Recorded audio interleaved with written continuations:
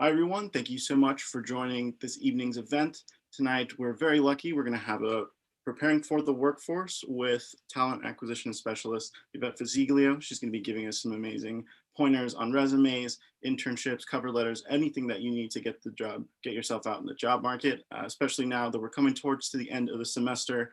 It's really important. So please feel free to take some notes, and towards the end, we'll be getting some real-time feedback. So I'd like to leave the floor open to Yvette Visciglio.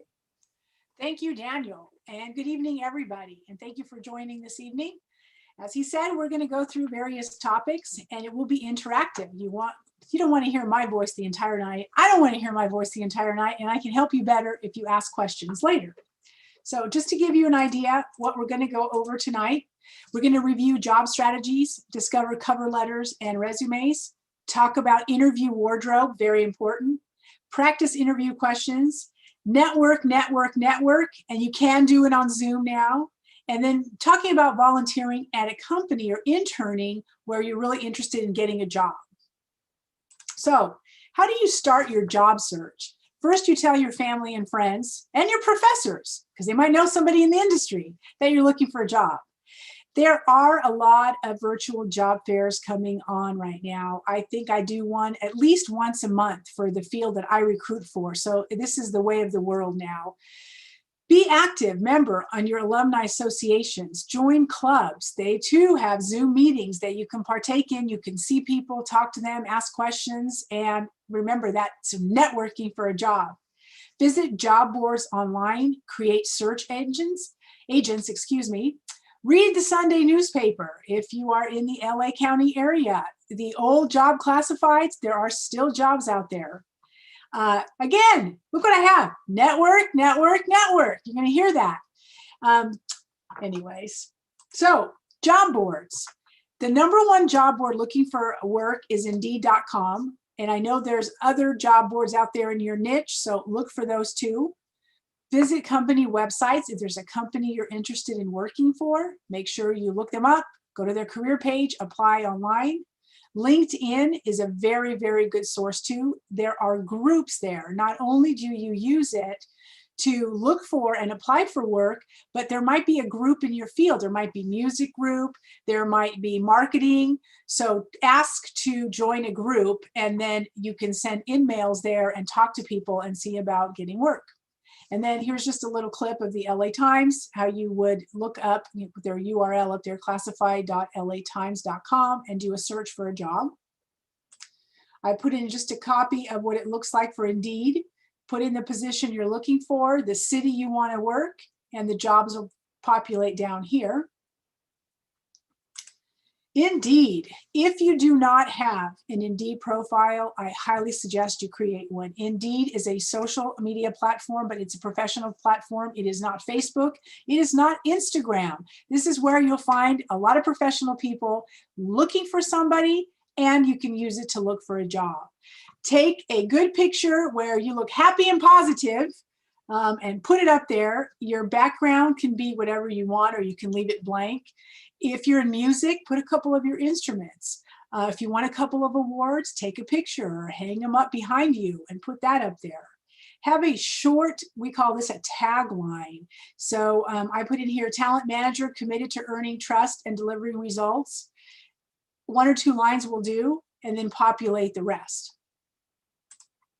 Cover letters. Okay, and thank you everybody that sent me cover letters and resumes. We'll talk more about that shortly. I appreciate it. Only write a cover letter if you are confident in your writing and you want to add something extra to highlight your resume accomplishments. Recruiters have, like, can you see my fingers? This much time to read through many resumes and applicants a day. And if we get a really long cover letter, we might just skim it really quick, or sometimes it gets attached to the back of the resume because we're the first person that looks at it. Then we forward it to the hiring manager to talk to you. So just keep it concise. Read the job description first. Do not send a cover letter without reading a job description and taking out keywords. So they might talk in the job description, we're looking for someone that can do administration or reconciling or composing, editing, whatever words, verbs, or skills they use, take a couple of them out, copy them, put them in your cover letter, and then talk about how you have that related experience. And you should only be about 3 paragraphs long and easy to read. And again, I'm going to stress, do it. Send your cover letter if you feel really strong about it. And you send a cover letter if it's kind of an introduction to a job that you're hoping to get that you can't apply to. We'll get more on that. Types of resumes. There are 3 types of resumes out there: chronological, functional, and narrative. Your chronological is the most common used. That's the one that goes in date order and it goes backwards. So I know it sounds funny, but you would put in, for example, the last job you have, your current. So that would be maybe 2019 to 2021. Then the next line would be 2017 to 2019, and then so forth. And you only go back 7 to 10 years of history. A lot of you were young out there. Some of you might have been lucky and you're just studying. You didn't have to work. Don't worry if you don't have work experience. You will learn tricks of the trade later, how you fill in those gaps. And that's when you use a narrative. So I'll show you that later. Excuse me, a functional. Functional is when you change careers several times, so you might be in different fields, and or there's not a lot of work experience, but you have skills in different areas, and you'll see a sample in a few minutes. And then narrative is mostly for managers or executives. Those are long, drawn out paragraphs, how they were the CEO, and they saved the company billions of dollars, or they did a merger and acquisition, and all this lengthy stuff. So we're gonna look at mostly the first 2. Resume tips. Use 1 or 2 font colors only. Do not use red. Red is for your professors who are pointing out your errors in your papers. Red is for editing. It's not seen as a positive color. Use 1 or 2 font sizes only. Capitalize your headings and you can increase that font size. What I usually do is my headings are usually in 14 and everything else is in 12, 10, or 11. And I said that because if there's not a lot of skills or educational experience, you can do that cheating and increase the font sizes a little to build up the page. Resumes, 1 or 2 pages is good. Any more than that is too much. We got to cut it down. Do not write references available upon request. That's like saying, we'll bring you ketchup or we'll bring you ranch sauce with the fries upon request. Everybody has to do references after the interview. If you are extended an offer, they're going to ask you for references that they can contact to verify your employment and your character and your length of stay there. There's absolutely no reason to put that in there. And don't write an objective anymore. We're not using those. So they used to be the first line on a resume. Instead of objective, which everybody has the same one, your objective is to find a job. It could be in certain industry or certain position, so we already know that it's a given. Instead, we use skills or we use summary, and you'll hear more about that later. Make sure your current job is written in the present tense. If you are still working, all your verbs are going to end in ing. You are still working, you're executing, you're administering. Your past jobs are going to be written in the past tense. You delegated, you composed. Remember to only give 7 to 10 years of work history. Use action verbs, impactful words. If you are repeating the same verb, go online to the thesaurus and look up another word that's similar so it doesn't seem redundant. You want to show an extended vocabulary if you can. Definitely check your spelling and your spacing, because remember something, when you turn in your resume, we're not just looking, I say we because I'm a recruiter and I do this all day, we're not just looking at your skills, what you can do in that role. Can you write? Did you do autocorrect? It's kind of shows us if you know how to use Word. So, kind of impressed without those errors. Make sure the employment dates are month and year format, consistency. So let's pretend that all your jobs were May, June, and July, and then you had 3 in September, October, November, December, and the longer months. Use the first 3 letters. May 1999 to SEP, SEP 2021. Don't spell out the short ones and abbreviate the long ones. We need consistency. If you have a 2-page resume, put your name and phone number in a header format on the second page. What happens if somebody prints your resume and it looks really good, you got great skills, but your name and phone number are not attached to the second page and they're printing high volume of resumes, you might lose an opportunity because they mixed it up. So make sure you do that. So what does a chronological resume look like? I just put a little information here. So your headers, okay, see, there's a mistake right there. Perfect. Hold on. Anyways, it's double header. So some of these have errors on purpose so we can talk about it. Skills, professional experience, and education. That's usually what we're going to use. You can change skills to competencies. I like that word better. You can change professional experience to career summary or career highlights. You're doing the same thing, your work experience. And education, of course, is education. Now, if you don't have a lot of work experience, you move your education up here and professional experience moves down. That's how you move that around. But chronological means the dates. See how I put in the month, December 2000 to March 2003. And then before that was September 1999, December 2000, and they are lined. It's the same color, it's the same font. It doesn't hurt the recruiter's eyes to look at it. You have the title, the name of the company. Cities are optional. Most everybody applying for jobs right now is applying here in California. Unless for some reason it's required that you need to do it. In some industries you might want to show where you were working, go for it, but do it in every one. In the first paragraph, if you put Santa Ana, the second paragraph, the Orange County Register happens to be in Santa Ana, do that again. But if it was Linwood, San Fernando Valley, Burbank, if you use cities, use them all the way. If you don't, don't. But that's part of the consistency. A functional resume. So you have the 3 headings again, skills, experience, and education. This person has worked in different industries. Okay, they could have done one of 2 things. They could have left the skills and talked about this, or I would take skills out and put this title, subheading, if you will, experience, and then break this down. Talk about the different roles they had, the jobs they did here, write out a little bit or put in bullets of what they did, and you can put in the dates to the right-hand margin. Narrative. Okay, I put this in on purpose. This is an example of a narrative. It's scary. It's written awful. Do not use it, okay? So this was somebody that applied for a position. I know that they hadn't looked for a job for many, many years. So their first job could have been on a typewriter, like mine. I still kept my first resume from a typewriter, but you need to go with the times and change the way you write.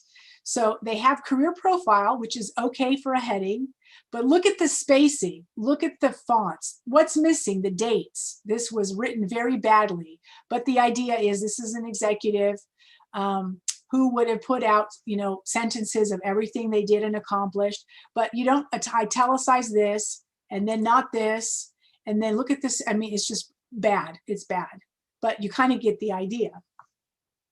So resume writing tips. Talked about this a little bit. 7 to 10 years of work history. If you don't have it, don't worry. Use the action verbs. Check your spelling. And cover letter. For me, sometimes that's optional, but we talked about that. We'll get more back on that in a few minutes. Now, so you do a cover letter and you write a resume, and they're both exceptional, and you send them in.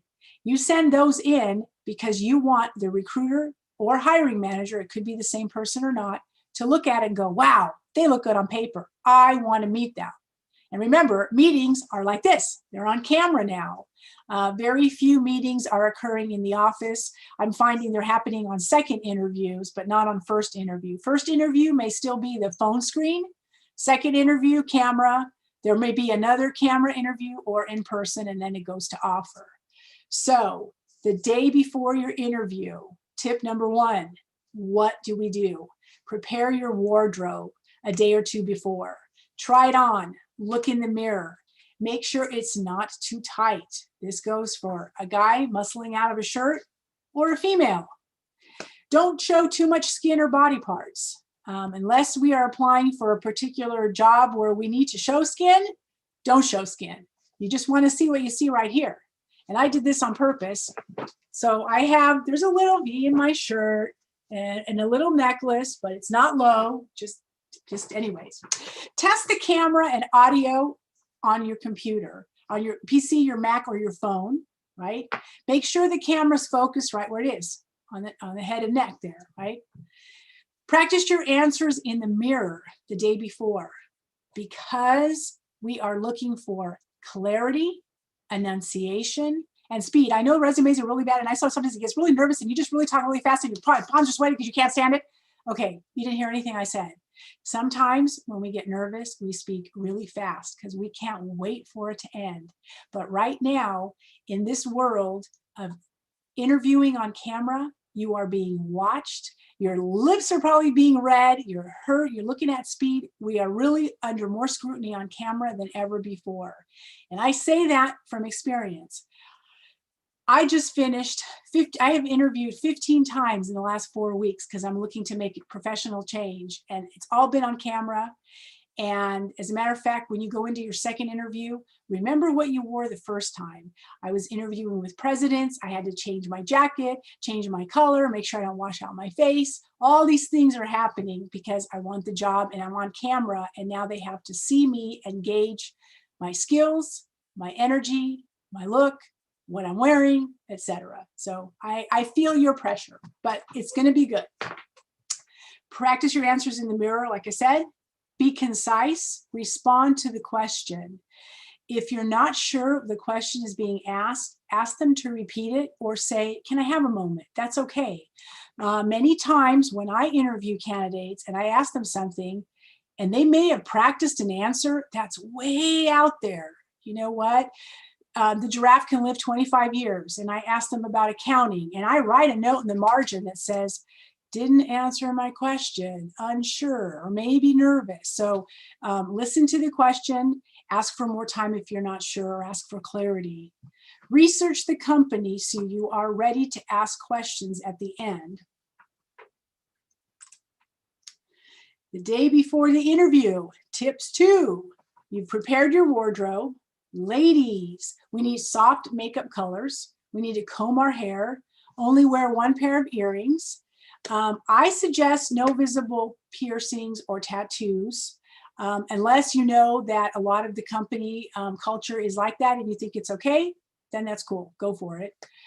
Dress to impress, we are not going on a date. No tank tops, no gym clothes, no low cut tops, solid blouse, blazers.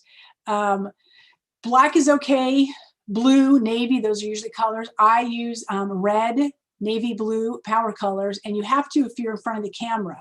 A lot of the times I used where I'm at now, I took the picture off the wall.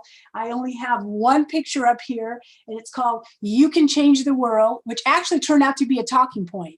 If you have a quote or an award or a favorite picture that you want to put near you, but it's not a distraction, go for it. Because if you're interviewing somebody, it might call their attention and it'll make you feel comfortable and you get to know them a little bit and talk about it. It's kind of cool. So otherwise, sometimes I take stuff off. It depends on what's going on, but not too crowded back here. And this I could have moved for tonight, but I left it on purpose. And then there you go. So it's kind of clear. So you can just see me and the chair behind me. Gentlemen, shave. If you have a beard, that's okay. Trim it so it's even and it looks well groomed. No visual piercings or tattoos. Same there. Keep your beard trim and neat. Dress to impress, not to pick up. No muscle shirts or t-shirts.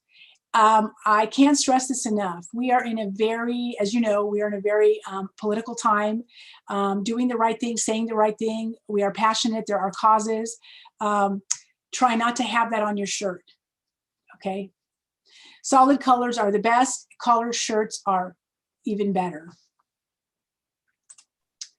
Yvette, there are a couple questions we want to get that have come in. So, oh, sure. Sure. Yeah, so the first one is, what is more preferred, a one-page resume or a multi-page one? You know what? That depends on your experience. I don't want you to cut it out. So that's a good question. One page is still always preferred because it's easier if you can get all your info on one page, but don't put it on one page and then you've made the font so tiny that I can't even read it with readers. So if you go to 2 pages, that's okay. But over 2 pages, unless you're an executive or a doctor and you've published and you've got all this work that you need to send, don't go over 2. Okay. And then another question, if I don't have a bunch of professional experience or recent experience in my field, should I try to customize my resume? Did you say try to customize it? Yes. Yeah, the question is, if I don't have a bunch of professional experience or recent experience in my field, should I try to customize my resume to the experience I have or list the most recent jobs I've had? That's a good question. I guess we can touch that now. If you're looking for something specific, so this person might have 2 resumes. 1, because they just want a job right now, they need a job to pay the bills. 2, they're looking in their field and they're going to customize it and only put the experience related to the field. Okay, great. Okay. Anything else? I think that's good. Okay, cool. Thank you.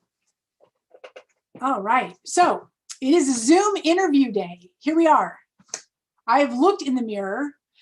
I've checked my hair, not my beard, thank God. My eyes, I refreshed my makeup for tonight. Looking for kale, lettuce in your teeth, anything? No, right? Because we want to look our best. I make sure, so here's something I learned which was cool. Right now you're all Zooming me, you can see me. You know that you can move with your mouse, you can pick up the Zoom where the camera and the panel is everywhere. So I used to Zoom like, I used to Zoom like this. That is not cool. It looks like my eyes are going to pop out of my head and you guys think I'm nuts. So move this directly under the camera. And I've had to learn to look at the camera, which is bizarre because I'm talking to a lot of people and I can't see you, but look at the camera, right? And focus just like I'm talking to you in person. Sit in front of a solid colored wall. I talked about that a little bit. Hang a painting or 2. Remove any clutter. If you have any desks or shelves anywhere around here, just keep it easy. A couple books is fine. Some bases. There are some really cool backgrounds on Zoom. You can use those. Be careful though, because sometimes the lighting in your house, I found out, I was fading in and out, so I was losing an ear or a limb, and that's going to detract from your presentation or your interview. If you want, you can buy a green screen. I bought one. I think it was $25, and it's a big green thing we hang behind me. And then when you choose a background, it looks really cool. Remove clutter. We talked about that. Maintain eye contact. Respond to the question.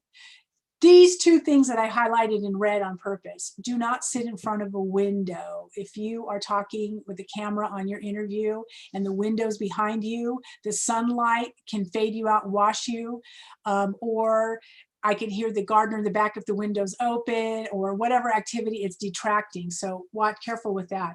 But more importantly, be careful. I know that the way of the world is working from home. So you might have siblings, kids, nieces and nephews. You might be parents, music, the gardener, the cat. I had my cat start crying in the middle of my interview and I had to excuse myself to open the door and let her out because she's been hanging out with me in my home office. So watch for those things. No eating or chewing or drinking coffee or water unless you're really good at it. And you can do that between questions and breaks, and you don't want to spill it on the keyboard or your notes if you're taking notes during your interview. And definitely research the company and be ready to ask questions. Now, here's some of my new fun slides. What's the best look for the camera? Okay, now, obviously these are movie stars. Yeah, these are 2 good shots, but I can positively say that this left picture, unless he was going to Audition for a movie where not wearing a shirt was required, he'd get the job. So this is a better look for an artist or a musician that works. Ladies, both these ladies are pretty, okay? They're attractive. She's very cute. She's got a great smile. But I think that she needed to wear a different kind of blouse or a sweater or something, cover up a little bit. This one looks better. Selma looks better like this. The hat's cool. Makeup is good. This one is just as good. We're looking at this part right here because we want to see the face and the neck, like we said. Interview don'ts. Now, this applies just like eating or drinking or chewing. If you were in person, we are on camera and we are at home or in the car or on your phone, wherever you're doing your interview. You're still interviewing somebody for a job, for hopefully a career that you really want to be part of and maybe stay there for a long time. So an interview has a time. Let's be respectful of that time because that's your first chance to show that you have commitment and you're dependable because you showed up on time. So don't be late to your Zoom meeting. Get in there a few minutes before. They will see that you logged in a few minutes before, even if they don't let you into the room yet. And plus I like it because you turn your camera on and you can see yourself really quick and see your background or something and make sure everything is kosher before you get started. None of this, you can't see me because some cameras, so my camera's on top of my desktop, so it's a little farther for me. A lot of you use a phone, so you might raise it and get a bigger visual of your head and neck and maybe your torso. So the closer the camera is, the more they will see. So I say that for a reason, because if you are crossing your arms or you're looking bad, or by the end of your interview, you start to go down in your chair, not cool, because those nonverbals are watched. Don't slouch in your chair. Don't fidget with your hands. If you start cracking your knuckles, your sound is up. They might hear it. Don't turn away or roll your eyes, stare out the window or whatever's going on in here. Try to concentrate on the interview. Give them your time. Don't be rude. Don't leave your cell phone on. Most important, or it's on, it's near you, it's vibrating. Put it even away from you, outside of reach, so you don't get distracted. We owe them the courtesy. You're interviewing with someone. Their time is important. Your time is important. And you're not going to say, oh, hold on a second, I got to check something. Don't have the radio on, and don't cancel or reschedule unless it's absolutely an emergency, in which case I would, obviously an emergency could be an hour before. So that's fine. Then send them a quick email and tell them you have an emergency, you're really sorry, you're very interested, and you like to reschedule.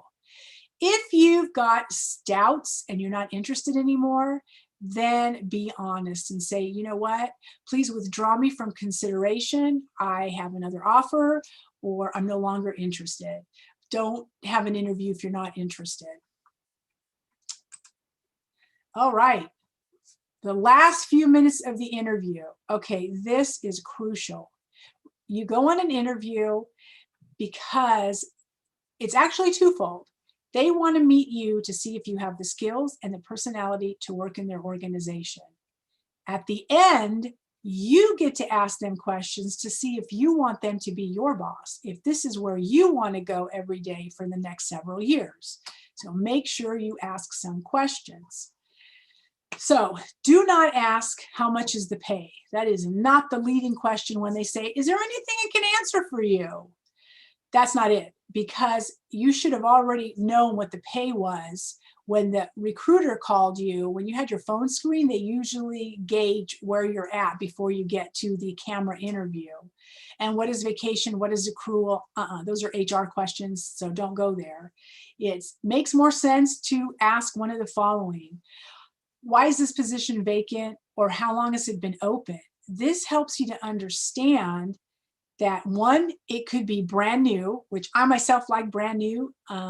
When the position is new, you get to create it as you go. And I like to create in my role. So it's okay if I go to work on the first day and there's no manual. There are no notes of what somebody did before because there wasn't a before. But maybe that's not for everybody. If you need a procedure manual, then you'll want to take a role where somebody else was in it before, and somebody can train you, right? So you can also, that could be a question, is there training provided? How long has it been open? If a job has been open for 4, 5, 6 months or longer, that can be a red flag that, either the folks interviewing don't know the questions they're asking, they don't know what they're looking for, they're having trouble finding the right person, unrealistic expectations. Be careful with that one. What challenges do you think someone in this role would face? I like that question. I've used it the last couple times. Another way to ask it is to ask them, how do you envision the person that is in this role will be successful? What does the future of the organization look like? How would you describe the company culture? How long have you been in your role? And what do you like most about the company? Just a few ideas of questions to ask. Now, we go to my tricks. We talked about the camera. I keep talking about that. See this little thing right here? This is called a ring camera, and I have one on right now. You can buy these on Amazon, I believe. It's a circle, and you can change the color in the room. So it's really cool. You turn it on and off. I think the camera's $20. It clips on anything. You can buy the stand for your cell phone. As you can see, I have it clipped onto the second monitor. I can change it to daylight. I can change it to blue. So I can darken myself or lighten it so people can see me. I suggest doing that. And it's a little bit over the camera so you can see me better. Now, here's a trick. Okay, be careful when you do this though, right? You don't want anybody to see it. If your camera, you're using your phone or your camera on your computer, is giving you a lengthier view, you see more torso, or you see your hands or the desk, then don't get caught with this trick. So I always have questions that I want to ask at the end of an interview. And I ask them on the first or second interview. By that time, it's already been answered. If I've done really well and I'm going to a third interview, they say, oh, we just want you to meet one more person, kind of a formality. I answer their questions, and then they ask you, do you have any questions? I look down and I fold a piece of paper. I said, let me see, let me double check my questions. And I look down for a second. If there's something I want to ask, I ask it. If I've already asked and answered and I really don't have anything, then I'll say, no, thank you. You've answered all my questions. But look down as if you have that question, okay? So there's my free trick for the night. How is the interview rated? This is what everybody's wondering, okay? I left this slide in here because interviews haven't changed from in-person to camera. They are rated the same way. The recruiter or hiring manager is watching your verbals and your nonverbals, right? The impression that we make is 65% nonverbal. So if I was talking to you guys like this, or if I wasn't looking, notice how I dropped my tone of voice, or I look really tired, or my lipstick was way over here, or I only had, I had 5 earrings on the left or something. I am being watched. I am being heard.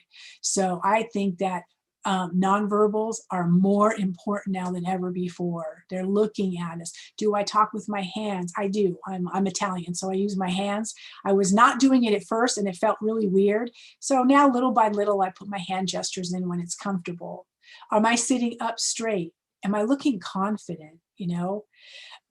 Okay, so ladies, we will not be doing this during our interview, right?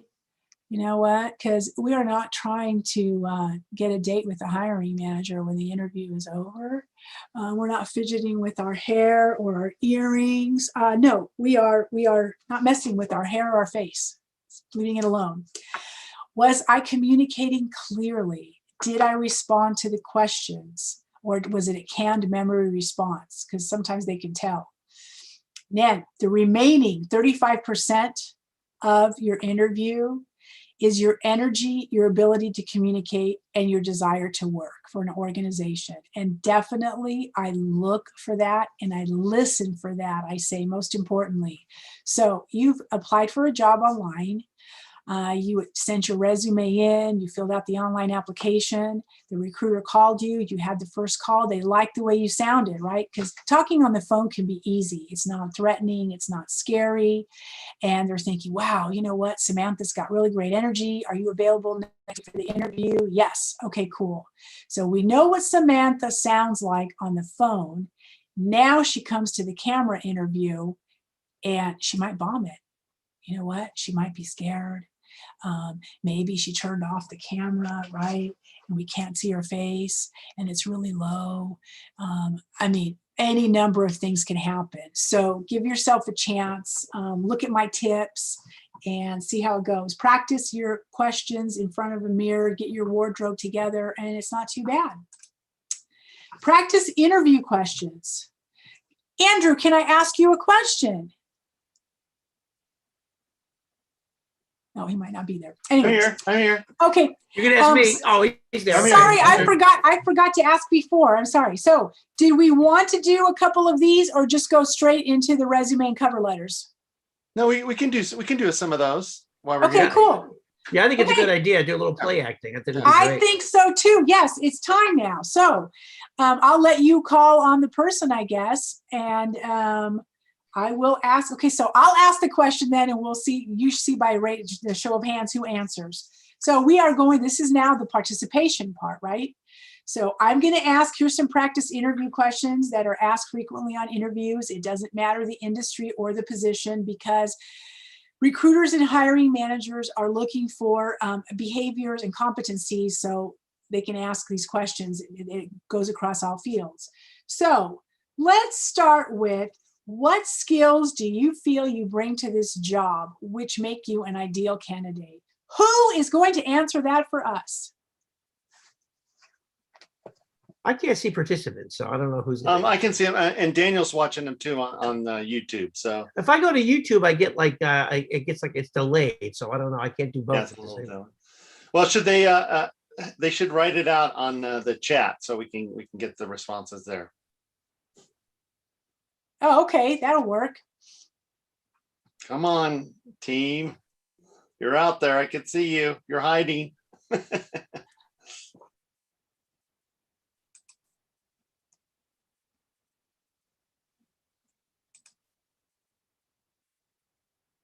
There is a bit of a delay on the live stream compared from Zoom to YouTube. Okay, I think one good thing that we could do, just because we might run into just having long, prolonged silences, is maybe highlighting some like some do's and don'ts of each question.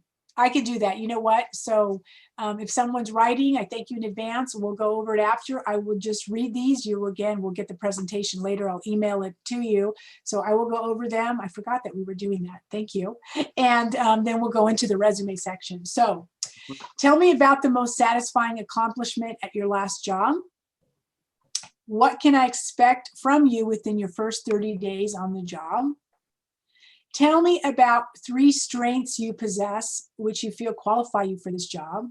Now, the opposite question is asked frequently, but not quantifiably. So let me say, you will probably hear, what are your strengths?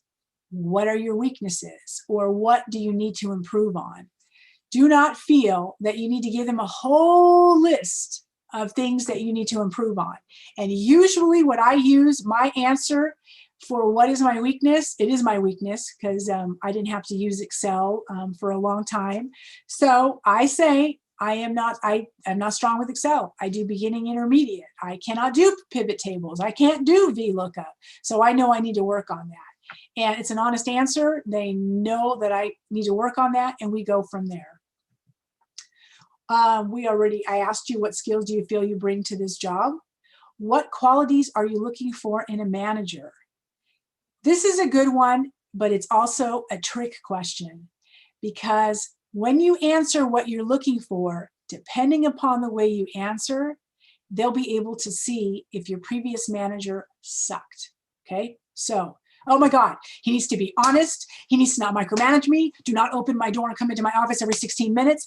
If there is that kind of stuff going on, if your emotion or your fluctuation all of a sudden changes, you've just keyed them in that, I'm leaving that job because it wasn't good. I hated my manager and the company, and I want to work here instead. We don't want to have people think that. Even though it might be the reason, let's find a finesse way to handle that as we come over. Define what teamwork means to you. And again, that one, talk about the positive parts of teamwork, not the negative experiences you had.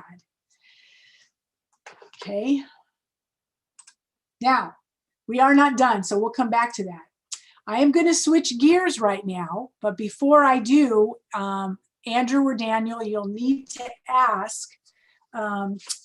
We want to ask, I guess put it in the chat box, they should remember, everyone that sent me their resume and their cover letter, I would like your permission to share what you sent tonight so everybody can see it and we can talk about it. This is a learning experience. This is not anybody failing or making awful mistakes. When we do resumes together, this is the best way to learn. So if you want to put out a question, I can go in order based on how I got them. I'm going to pull up the resume and we can start going through some of them. All right, everybody. So if you did send in a resume, just put in the chat that it's okay to share, and then Yvette will read from that. Here, Yeah, I'll give. just a simple yes or no will be good, or okay or not okay. You can see, In the right? chat. Because I'm not seeing Yes, that. yeah, we can information. see. We can We see. can see Okay. the chat, yeah. Okay. Right, so Sarah Palaio said that she gave us permission. Who did? Sarah Palaio. Beautiful. Okay, then let's start with that one. Let me see if you can you see that on my screen? Not yet. We're still seeing your PowerPoint. Are you really? Yes. So you might have to stop share and share again, maybe. I think you're right. Yeah. Okay. Let's Yeah, what happens if you share the PowerPoint and not your screen, it'll only share the PowerPoint. Okay. So So if you share stop the the share. entire, Right. if you, I if got you it. share, So I yeah, if you stop. share the, yeah, so if you share the entire desktop, then you can share whatever you bring up on your desktop. There you go. It's coming up. Got it? It's coming. Here we go. Yay. Okay. Sarah So Palaio, there she is. yes. So Sarah, thank you for going first. Thank you for sending your resume. I like the format. So, okay. So look what Sarah did. Her name is big. That's good. So we know who it is. City and state, phone number and email. Perfect and crucial. We want this on the resume. I can't tell you how many resumes I have seen. It was sad. Some of them were really, really good. I got their name and I got their email, no phone number. Not every resume, not every recruiter will contact you if there's no phone number. If we really want you and we want to give you a chance and I do this, I will email you and say, hey, this is really cool. You forgot your number, send it to me so I can call you. But other people will say, next. So this is good, this works. So you've got experience here, your education, skills, awards, and languages. Okay, now, remember, this is constructive criticism. This isn't bad, it's not wrong. And thank you for going first, Sarah. So I like what you put down here, like your mission, your kind of like an objective and a summary. You're motivated, organized, eager fourth-year college student with strong background in leadership, delegation, and team involvement. So you used really good words here. These words should come out in the body here. Okay, we should have an example of leadership, delegation, and team involvement in one of these past assignments, if you will, or experiences. Your skills, you can lose this section, and I'm going to tell you why. You have, okay, you worked at the attic management firm, 5 of 5 entertainment, student recreation, 1, 2, 3. You have 3 jobs. So we don't need to use a lot of skills. Sometimes skills are fluff. We add them in to folks that don't have a lot of work experience. 1. 2, you can use some of these words over here. It is expected for everybody to have critical thinking, or analytical thoughts or problem solving, these two. So you kind of don't need them. Bilingual is great. This should be bilingual with the word Spanish. And it should be, you can put it in here somewhere. Or if you have it down here, then we don't use it twice. You don't need it down here. I would put it up here actually as a skill. Bilingual bilingual Spanish, motivated, professional, etc. That's where I would use it. And then communication, collaboration, networking, good, strong words. These words, use them in here. Talk about where you collaborated and how you communicated on multi-levels with teams, etc. Microsoft Excel and PowerPoint, that's very, very good. So you can use it in here and talk about where you used it, okay? So let's see, let's go line to line. First thing to do with the resume, you don't want to lose your experience, your education, skills, awards and languages. All of your headings are small, make them bigger. That needs to be a bigger font size. And I'm okay with the color blue because it's not too much color and it works, it flows, but increase the size of your headers, okay? So you have the management firm, LA, okay, intern, and your title and the date, that's fine. Because you used your date underneath the name like you did in the city, it's okay to spell it out the way you did. And it's consistent all the way through, so good job again. If this would have said August 2020 present, and the next one AUG, and the next one you spelled July, inconsistent, so it's a consistent format, that's good.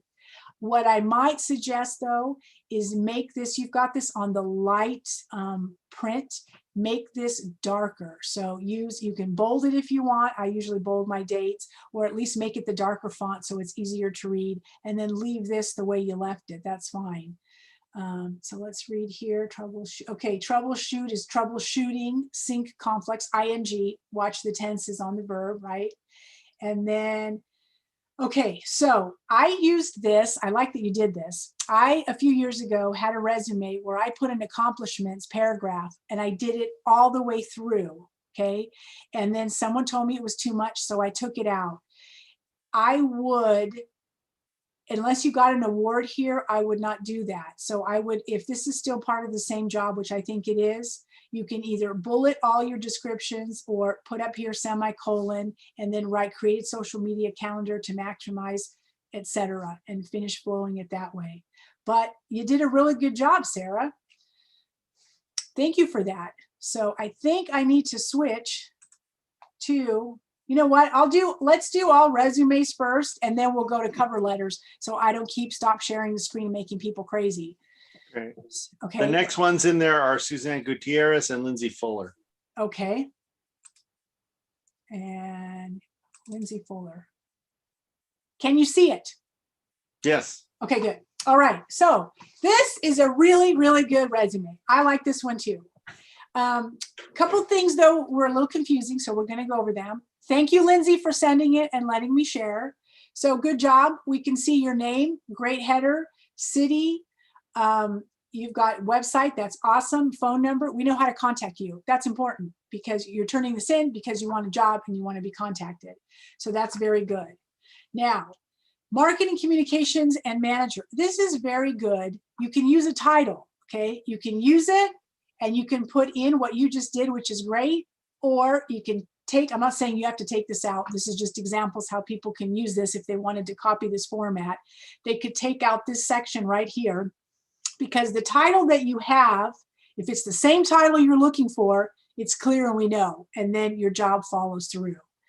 So I would do this. In your summary, put your core strengths up there. Do this or this, because there's too much wording there. So choose either the marketing professional, right here where you're highlighting this, or the strengths. At which point, because these are your headers, make your strengths bold in a larger font, professional overview in a larger font, and internship in a larger font.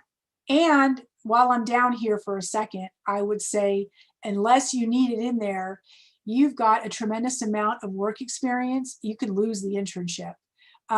because you are not just going into the workforce. If it was your first resume, you were looking for work, you need your internship. You already have that experience and it's more than 10 years old, and we don't want to age ourselves on a resume. I would take it off. So you could lose these two. So this looks good. You talked about where you're working, the city, state, great. Thank you for the format, consistency in the dates here. But I have a question, because this is where I got confused. I'm thinking that you worked at Tennis Channel for a long time. So the first 8 years you might have been in this role, and then you became a coordinator, I think. So this right here doesn't need an end date. You're still there. So fix these dates and then align them in this same column here so we know what's going on. Okay, looks like it ended. Never mind, answer my own question. Got it. Bold it. Bold the right-hand column. Okay, so that's good. Good use of bullets. Everything's in the past tense, very well written. And then your education is perfect down here, and very good. You didn't put the dates of graduation. We don't need to put dates of graduation on any of our education because we don't want to be dated. Good job. Okay. Who else? I'm sorry, tell me. Suzanne Gutierrez was. Suzanne Gutierrez, thank Yes. you. And then Okay. after that, Aubrey Martin. Okay, after Suzanne, 10-minute break. I need Okay. water, and Okay. then we'll come back and we'll keep going. All right. Okay, Suzanne Gutierrez, thank you too for sending me your resume and letting me use this example. And so we use two colors here, right? And it's okay, but I'm going to ask you to soften the color of blue. It's very, very bright. And I would only do it in some places. So something to think about off the bat. This is good. You centered it. We've got name, phone number, city you live, and your email. Perfect. And while I'm looking at this, I should mention something. Putting your city where you live is optional. Okay, and I say this because sometimes hiring managers will look at a city. Let's say you applied for something and it's really only 15 miles away. 15 miles in California with traffic, it could be 35, 40 minutes. And the boss is thinking, oh my God, they're going to be late. They're never going to make it in time. I'm not going to call them. So I'll leave it to you if you want to put the city or not. I usually do. I don't think it's a bad thing. It's up to you. Yes, and I had that experience working with a company one time when I was helping them put out job announcemements. They wouldn't even look at people that were like a certain distance away from where they were in California. They said, oh no, they're too far away. We're not going to look at them. Yeah, know I was going to mention that too, because if you're looking for a job outside of where you live now, it's probably better not to put the city in because they like Andrew said, they probably would. Well, she's in LA. This company's in New York. Forget about it. We're just gonna. So, Right. So that's why emails and these days cell phones. Yeah, your cell it's fine. phone, exactly, and your email, lose the city. If you want, especially, you know what? How about this? If you really want to work somewhere else and in your industry, you can work anywhere, you can move, you can go out of state, you want to relocate, lose the city. Lose the city. That way you get a better chance because people do weird things and they won't call. So now let's see here. Okay, so we're going to talk about a couple things here. We want to, we don't want this blue, especially not always do your name, your phone number, and your email in your bold black. Times New Roman is good, or Bookman font, but make that black ink. Then if you want to add a little bit of color, put it in another section. So education and awards and work experience, make these two headers capital them, and increase the font size a little bit so your headers stick out. Let's see here. I would change the school back to black also. So you're still here, this is a good one. Bachelor of Arts in Music Industry expected summer of 2021. That's perfect. If you're getting ready to graduate, put when you're going to graduate. Lose 2018 to present. We don't need to know the time you went there, so you can get rid of that. And then you have an open parentheses here. You can delete that because just put expected graduation date. Then you have your Associate of Science. Okay, good, you finished that. National honor. Okay, very good. So you've got your awards. Perfect. You've got your experience. So here's where we need to move things around a little bit. And I know it's tricky because you're still there. So you're going to move Catch Media up and CSUN 505 down, because remember, we're doing chronological. So you are still here. You started in 2020. So for example, you're going to have Temple Bay Studios. It was 2016 to 2017, and good use of abbreviation of the first 3 letters of the months. Perfect. And they're lined well. And then the next job will be CSUN 5 and then Catch Media. If you don't switch it, it's okay, because you're still, you're still there in the present, but they're looking at when you started and when you ended. Now, here's the question you have to be prepared to answer. Between Temple Base and Catch Media, there are 4 years from July 2017 to January 2021. Where were you? What were you doing? So I'm being facetious, so I'm not, just bear with me here. The recruiter might go, oh, okay, they disappeared. Oh, what happened? So you can put a line in here that says going to school full time, taking care of parent, taking care of family. If you don't want to answer it, don't answer it now. Be prepared to answer it on the interview. They are going to say there's a gap in your employment. What were you doing? Why? Can you share it with me? So I want to bring that out. And then down here, skills, and then interest, you can leave it in if you want. I would take it out. And then skills, your computer literate and the program you work, that's perfect. You can leave that in there, but put skills, also capitalize it and increase the font and center it like work experience, because this is a header, this is a header, and this is a header. So thank you, Suzanne. Are there any questions from any of the 3 folks that we just looked at before I stop for a moment? You put them in the chat, I guess, so we can see them that way. Yeah, so far, no questions. No questions? Okay. Okay, who else? I can do another one. Who else is ready? We had Aubrey Martin. Okay, thank you. Let's go to Aubrey. I'm worried. Okay, Aubrey. All right. Okay, Aubrey, this is cool too. I like the way you laid it out. This is really cool. So my first, thank you, Aubrey, for sending this to me. Actually, I like everybody's resume because they're all personal and they've got a little bit different style, and that's good because you want to be remembered also and stick out from the usual columns. So good job, everybody. However, if I want to call Aubrey, I got to go all the way down. Take these 3 boxes, Aubrey, and put them up here. And if you want to, you can leave the header, but it isn't necessary because we know this is the cell phone. We know this is LinkedIn, and we know this is an email. So you can lose the title there. Personal profile, this is well written. Use the same color. You use your headings, it looks like in a soft brown or tan color. I would bold them because they're a little bit light.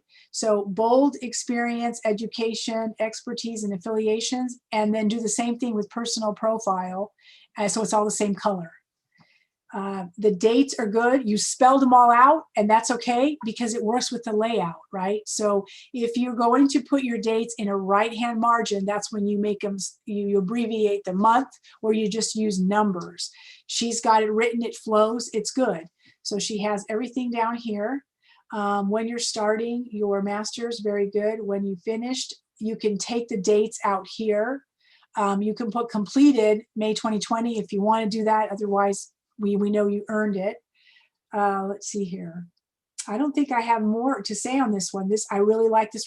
Good job on the resume. Good job on the resume. All right. Let me get out of this. Who else do we have? I believe that's it for the resumes, but we do have a question from Drew asking, how do we find companies in our field that have positions available? In your field? Okay. Not sure what the field is. You need to do a search on the internet. So go to Google and put down, let's say, something you're looking for, the name of the company, and then jobs will appear. Google has Google Jobs, or go to Indeed.jobs, or go to LinkedIn to find it. Another way is you can ask somebody, is there somebody in the industry or at a company that you know of, even though they're not the recruiter, they're not a manager, but they might know somebody in there that can give you a lead, a phone number, so you can write a cover letter or send a resume. So ask someone if they have a contact that they can introduce you to. There is something called virtual introductions, and it's not camera, it's actually on email, and we use them a lot in the networking area. So let's say this person asked Joe, and Joe said, okay, I'm going to talk to Steve in the company. They talk to each other within the company. And so Joe emails Steve, and he emails this person, Drew, the question, hi, nice to meet you. I'm going to introduce you to Drew. He's my friend. He just graduated and he wants to know about your company. And then those two take off and start talking to each other. So there's a way to do that. I actually have two questions along those lines, just for the benefit of the crowd, because I think Sure. we kind of know the answers a little bit. I'll just ask the questions, you can answer them. You mentioned LinkedIn. How valuable is LinkedIn for the job search and for making connections? And also, let's say someone applies, sends a resume, fills out the online application or anything, but they do know someone in the organization. Is it okay to use the back door to make some, to increase your chances? To make some noise, yes. So let me tell you how that's going to work. Okay. First of all, yes, LinkedIn is definitely used. To go in, there's a job agent there. You can look for jobs. You can look for the groups, like I said. It's a good place to see what's there. Sometimes, I'm going to add to one of your questions. Sometimes on LinkedIn, the person who posted the job, the recruiter, might have their contact information there in the box, and you could send them an email. Don't do it. Okay. Don't do it unless you applied for the job first. So my personal experience, I applied for a job at a hospital first. Then I went in to do history, look at LinkedIn, see who was there. I found the recruiter, and I waited 2 days. Okay. There's no rule, but wait a day or two, follow the protocol. This goes to your second question, Professor. So I applied, I sent him an email, right? Because sometimes in the email in there, they'll allow the connection, but I didn't do it by jumping the hoop. So I said, hi, John, I'm really interested in this position. I applied online already. Looking forward, maybe I can, looking forward to hearing from you. So I told him what I did. It worked. He did call me immediately, but I didn't go, hey, I'm interested, what's up? Or not so nonchalant that we are putting it on somebody out there to help us get in. We got to do our part. So apply online first, then go look for them. If you find them, then you can use it. And if you know someone there, like you said, then the person tell them you applied. Yeah, I applied online. I completed it on this date. Do you know who I can follow up with? Right. And actually, you might ask your friend or that person for the name or email. That way you remove them from the middle, right? Because then they're the middle person, and the candidate or applicant, they can speak. So yeah, you can use it. The other thing is, I know this came up in our last industry insights, and one of the sites that our guest speakers said were really good for the music industry are entertainmentcareers.net. That's a good site. And then, of course, as Yvette has said, Indeed for all careers is number one. And then Professor Russo is always promoting subscribing to the musicbusinessworldwide.com. They have a newsletter, and they do like once a month or once a week, I think. They do jobs in the music industry. And then another source is Digital Music News. Okay. So those are like 4 different sites that you should definitely stay on top of, as well as they're announcing jobs on LinkedIn too all the time. So. Right. Thank you for that. So I wrote that down. Now, are there any journals? Okay, so you can go to the web for this. If there's magazines, if Digital Music News is in a print magazine or something, many times in different industries, there are journal magazines, right? There's trade magazines and niche magazines. Go buy a magazine, or libraries are open. Go to the library, ask them where they have these things you're looking for, and go to the back page. There will be classified, there'll be jobs there. Mhm. Go to the companies too. I mean, everybody has a website. Right. Not Yeah. not every company posts its jobs on the website. They use recruiters, but oftentimes, I mean, the big companies, Sony and everybody, they certainly do. Right. But or yeah, I mean, just this day and age, it's so easy to find stuff because everything's online. It's not like 30, Exactly. 20 years ago when we had to write letters and all that stuff. So yeah, so people should take advantage of their tools that they've got. You just said the magic word. They do have all the tools. If we have the time to text all day and look at pictures and go on Facebook and go on social media, there's jobs on social media too. They will be on Twitter. They will be on Instagram, and more so maybe in your industry. I don't use it for what I recruit for, but they are out there. And I know I'm speaking to savvy people. So get out there, use those tools. And yeah, everything's out there. You won't know if you don't search. So you got to search and see what you come up with. And do it every day, right? Yeah. Yeah. Just just like take an hour of your day instead of texting and updating your Facebook page. Yeah. Say, okay, I'm going to look at some sites. I'm just going to just be creative. Just say, wow, I'm going to just type in this to Google, and see what happens. Exactly. And also back to Indeed, you can go into Indeed and you can ask for what. And if I just put in music industry in Indeed, it's bringing up like 6,200 jobs all over the country. Yeah, Right. Indeed has tons of jobs. They really do. For that matter, you can put in the company. If you didn't want to go straight to the company website, put in the company in the what field, right? And then the company appears and everything that's open at the company will come up too. Yeah.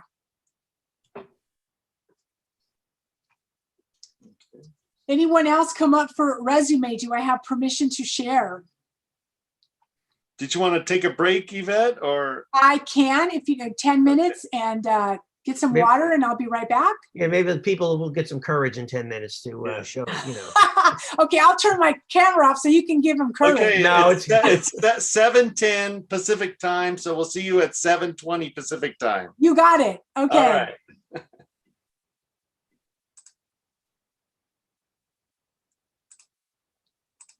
All right, so if anybody's still listening, just let her look at your resume.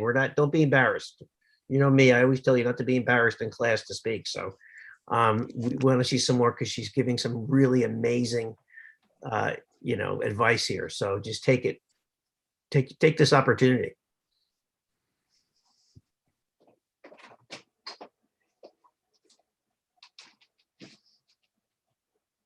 I'm going to get some water too.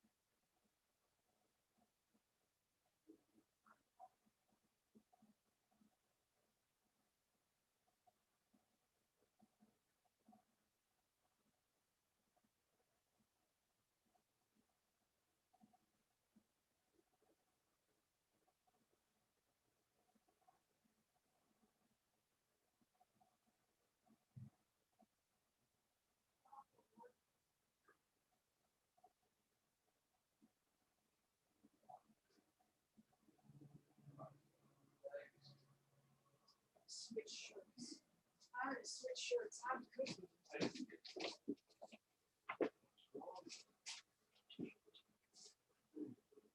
Wardrobe change.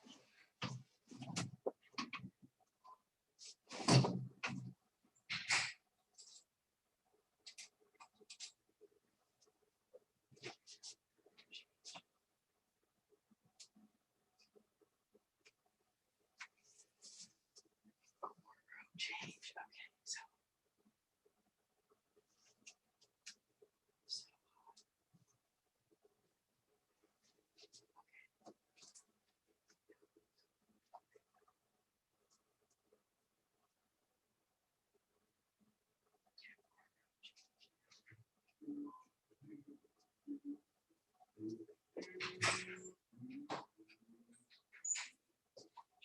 My camera's still on.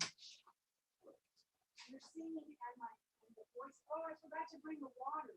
Oh, They say this is still on.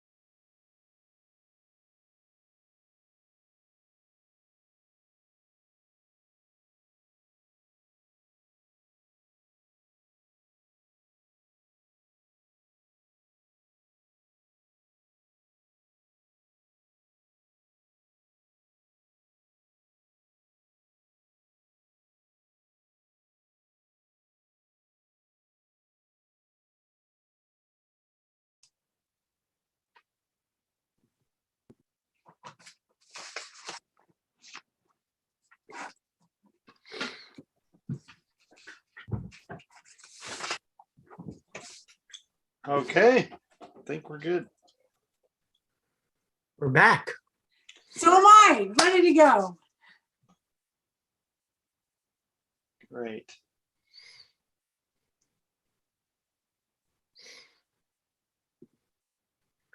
So in the chat, I put the link to the Music Business Worldwide Best New Job. So just you Oh, can sign good. up for that. Okay, People can sign up for that. thank you. Mhm. Do we have any questions right now or any more students that I can review their resume with?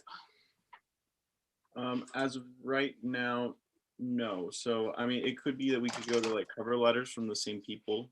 Yes, I can do that. So let me switch screens. So stop.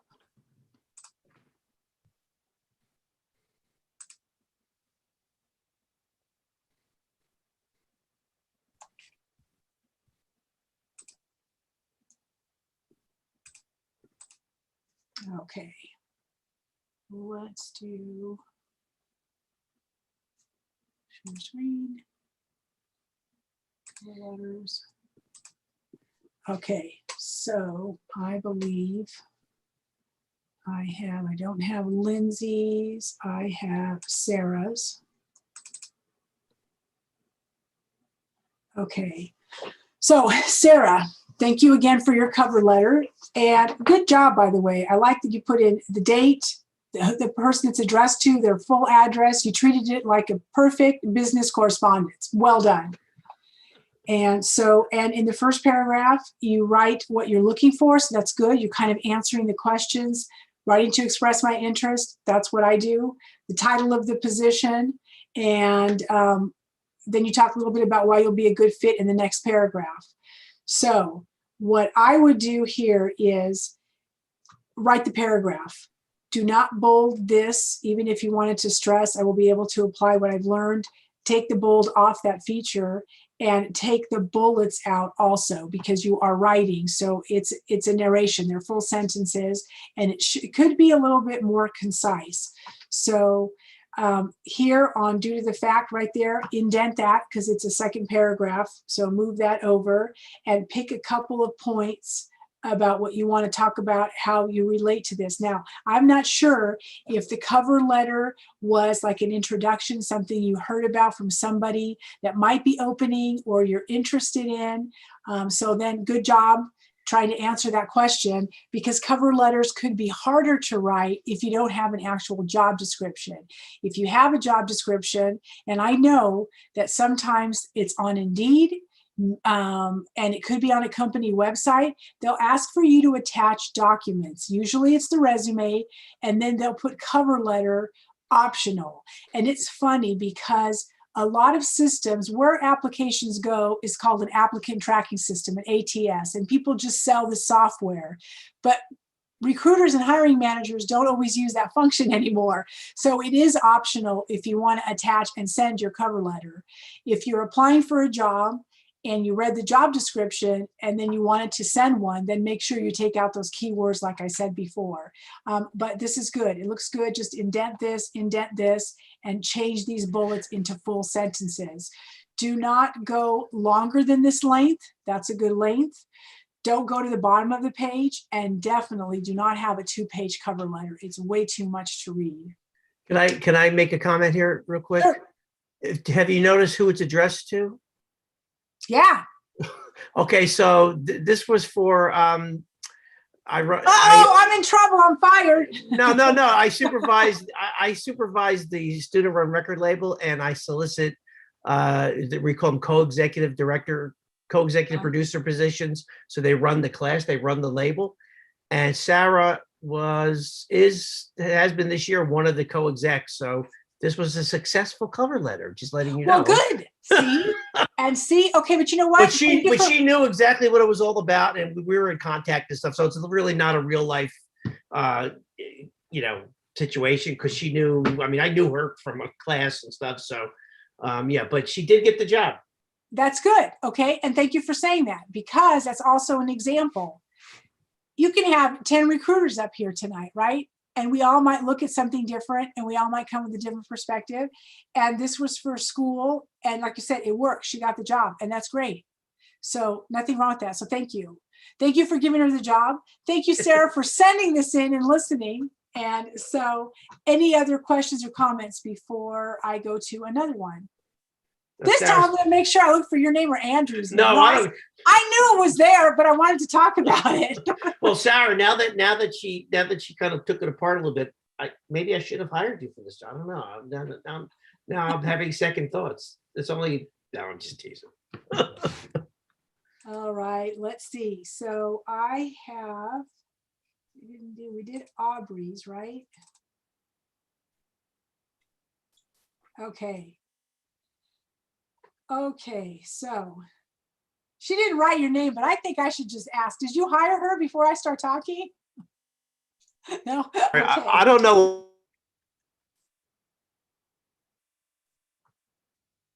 That you, Sarah, that you actually, used that All one. So right. thank you. So, okay, so Aubrey, thank you. So she's got her name up there. She has everything, her address, full address. And you know what? I'm going to say, don't do that. Don't write your address, not on your cover letter, not on your resume. If you're mailing a cover letter, or excuse me, yeah, you know what? If you're mailing a cover letter or a resume in the mail for whatever reason, then your address only goes on the outside of the envelope. We don't need to give people our personal information. So that part I would take out. You did a good format because it's a professional letter that you're sending it. This is very good. Thank you for writing this in. If we do not know the name of the person and it's not our professor, and so then we write dear hiring manager because it's respectful and we're addressing it to someone and it sounds better than to whom it may concern. No, dear hiring manager. There's always a hiring manager. That's their title without knowing what their name is, right? So that works. So it is with significant interest I'm responding to the advertisement of. Very good layout, the name of the company, the position. They kind of did my work for me. Thank you, Aubrey. See?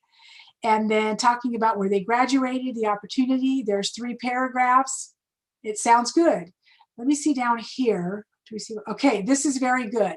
This is what so down here in the last paragraph, she's writing down, she's excited. She's drawn to the position. She can talk about the skill there that she likes in this paragraph, not just the educational piece. I hope to receive the opportunity to discuss my qualifications in detail. That's good. I would always say something like that. And because you usually attach your resume. So if after review of my resume, you have any further questions, looking forward to answering them to you, etc. So very good. A strong close, something at the end, and thanking them for their time always. That's always a good thing too. Thank them in advance for their time and consideration. So good letter. Any questions there?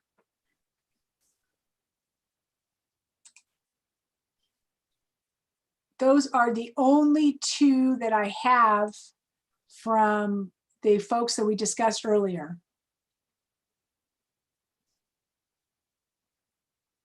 Yeah, so looking at the chat, no more questions. So far, I still haven't gotten any more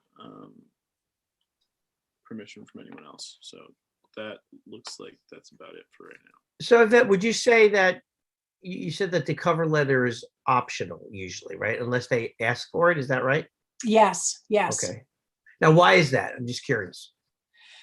Why is that? Because of limited time and number of applicants, right? Everything goes through the internet now, right? And people apply for a job, you pay for ads, and many, many, many people apply. And so you're looking at their resume and you're looking at the headers, like I said, right? You're looking at the summary, highlights, their experience, sometimes their education, if it's a requirement or not for the job. So a recruiter's spending 3 to 5 minutes looking at it. Okay, this looks good. Let's go to the next one. And then they'll look at the cover letter. I do always look at a cover letter too, because the cover letter shows me their writing, right? Or how interested they might be in the job, but not everybody will. After the recruiter reads it, the cover letter isn't going to go to the hiring manager. They really may or may not read it. Usually they don't, because we attach it to the bottom of the resume. If the resume is 1 page, okay, they'll flip to the second. If you got a 2-page resume, that's a maybe. They have less time and they needed the employee working there last week. So they're not spending as much time. They want to hear from the recruiter who talked to them or vetted them out, hey, what kind of skills do they have? Why should we bring them here?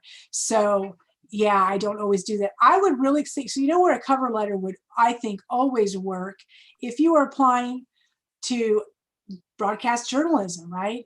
Print journalism, you're a writer, content, editorials. We need to see if you can write. And even though there's different styles of writing, that's one way in. It's an introduction. And like I said, you're going to do an intro to somebody, or like the question you asked before. What if you know somebody at an organization and he said he would take your resume in for you? Then you might take the resume and the cover letter, and then you'll say, please, I'm interested in such and such position. Name the person. Joe told me that there was an opportunity at your organization. I've known him for 7 years. He speaks highly of your company, and I'm interested in an opportunity. Talk about 1, 2 your skills. Thank you. After reviewing my resume, if you have any questions I can answer, I look forward to doing so, and sum it up. That's when I would use it. And if you're, excuse me, if you're emailing your resume, Mhm. I mean, you're going to have to put something in the email. So it's just like, Exactly. Right. So, but not too much, in other words, right? Not too much, less. So thank you for bringing that up. So yeah, so now everything's by email. So if you're going to send someone a resume, then you write shorter, right? A couple of bullets on the email. I heard about this opportunity. The job description, I do have 2 of this, I don't want to say a number because it sounds like less. I do have the skills. Always I use plural. I have the skills you're looking for. Let's say they named 3 skills and you have 5, or you only have 1. I have the skills, still put S, because everybody can communicate. Everybody has customer service. We have skills that are transferable from industry to industry, interpersonal, helping, conflict resolution, filling jobs, meeting deadlines successfully. So I have the skills that you possess. I've been doing this for 7 years. That's where you put in a plug really quick. How many years you have experience? Please see my resume. Thank you for your time. Look forward to our conversation. Right. So the buzzer, Aubrey's got a really good question, but I just wanted to follow up my question real quick. Mhm. So really, I'm asking this from listening to you in the past and stuff that, I tend to tell students when they come to me for advice. And I basically tell them that if you're going to write any kind of cover letter, whether it's the short little email or like a more extended one, the whole point is to get them to read your resume. Right? Is that, would you say Exactly. And if the cover letter is so long and it's a paragraph and it's a story, they're not going to want to read your resume, right? Because where do they want to see your resume? Because that talks about education, employment, length of employment, times, right? So tease them in a cover letter or email, get them just excited enough that they want to do that, right? Okay, so Aubrey's got a great question. Since I'm applying to jobs in LA, is it okay that I mentioned I may be relocating to Los Angeles for school in the cover letter? I was told that by mentioning school, even though I'll be in a master's program, that from a recruiter's POV, it looks as if I'm looking for a temporary position. So in other words, if you look, Aubrey's address was right where she is. Right. So, okay, she can handle that one of 2 ways. Thank you, Aubrey, for asking and putting that out there. You are going to come down here for school. So here's the first question they're going to ask. School is going to probably be a couple of years. What are you going to do after you graduate? Are you going to stay or are you going to go back? So, right. She can take it out and say she's transferring down here. I forgot to look at the phone number. She had a phone number on there, right? She had an address on the letter, actually. Also. No, the address, I remember the address. Right. The area code was probably not a phone number for California. Yeah. So they're going to see that. You know what? Still take out the address, and then that's where you could put that in the cover letter. That's the good place to put that. Looking to relocate to California to finish the master's program and work and live, even if you're not sure how long you're going to be here. At least the recruiter, the hiring manager knows you're down here for a couple years, because masters take a couple years. Do you think it's important to mention the master's degree? Because I would be, if I wasn't a recruiter, I might go, well, okay, yeah, she's only going to be here for 2 years, then she's going to leave. Whereas, wouldn't it be safer to just say I'm relocating to Los Angeles, period? You can do it that way, yes. That's why I asked the question. It depends on how long she's going to be here. And sometimes how savvy the recruiter is if they're going to see it, because if she leaves the address, oh, they're looking to come down here, they may or may not stay, right?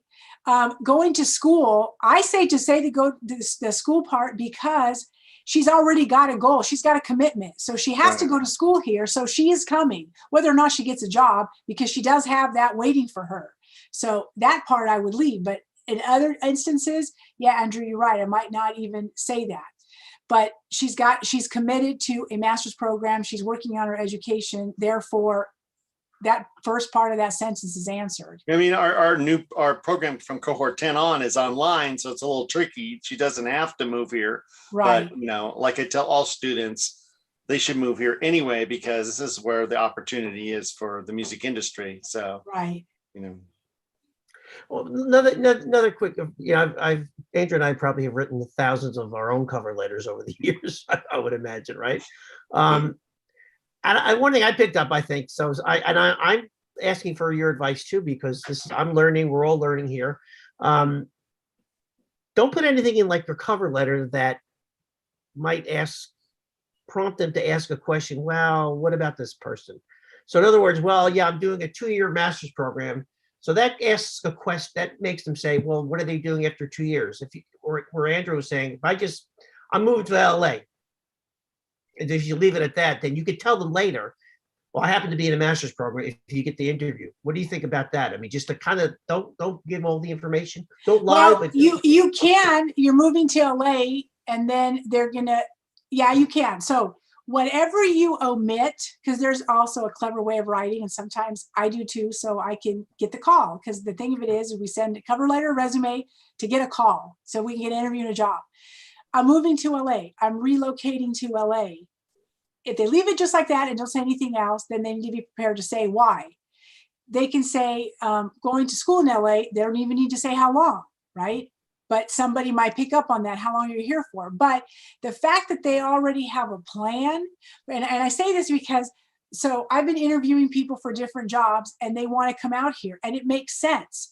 So I'm talking to them as a recruiter going, oh, cool. Okay, you're interviewing with me and a whole bunch of people. And if we hire you, then you'll move with your family and then you'll stay and work here. Now I'm open to that.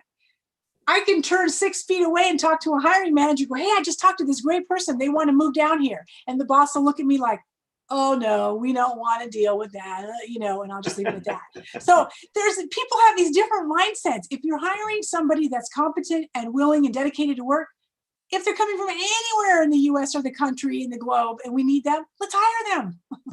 Well, I was told many years ago when I was relocating to somewhere, it was before I started teaching, I got a response from one place. It was something like, well, we don't want to be responsible for you moving, and then you might hate it, and then you're going to be unhappy. That kind of, you know what I'm saying? Okay, yeah, and that was like a long time ago, and you're not supposed to say that. Yeah, no, that's wrong. That's wrong. And the other thing I forgot what I was going to say.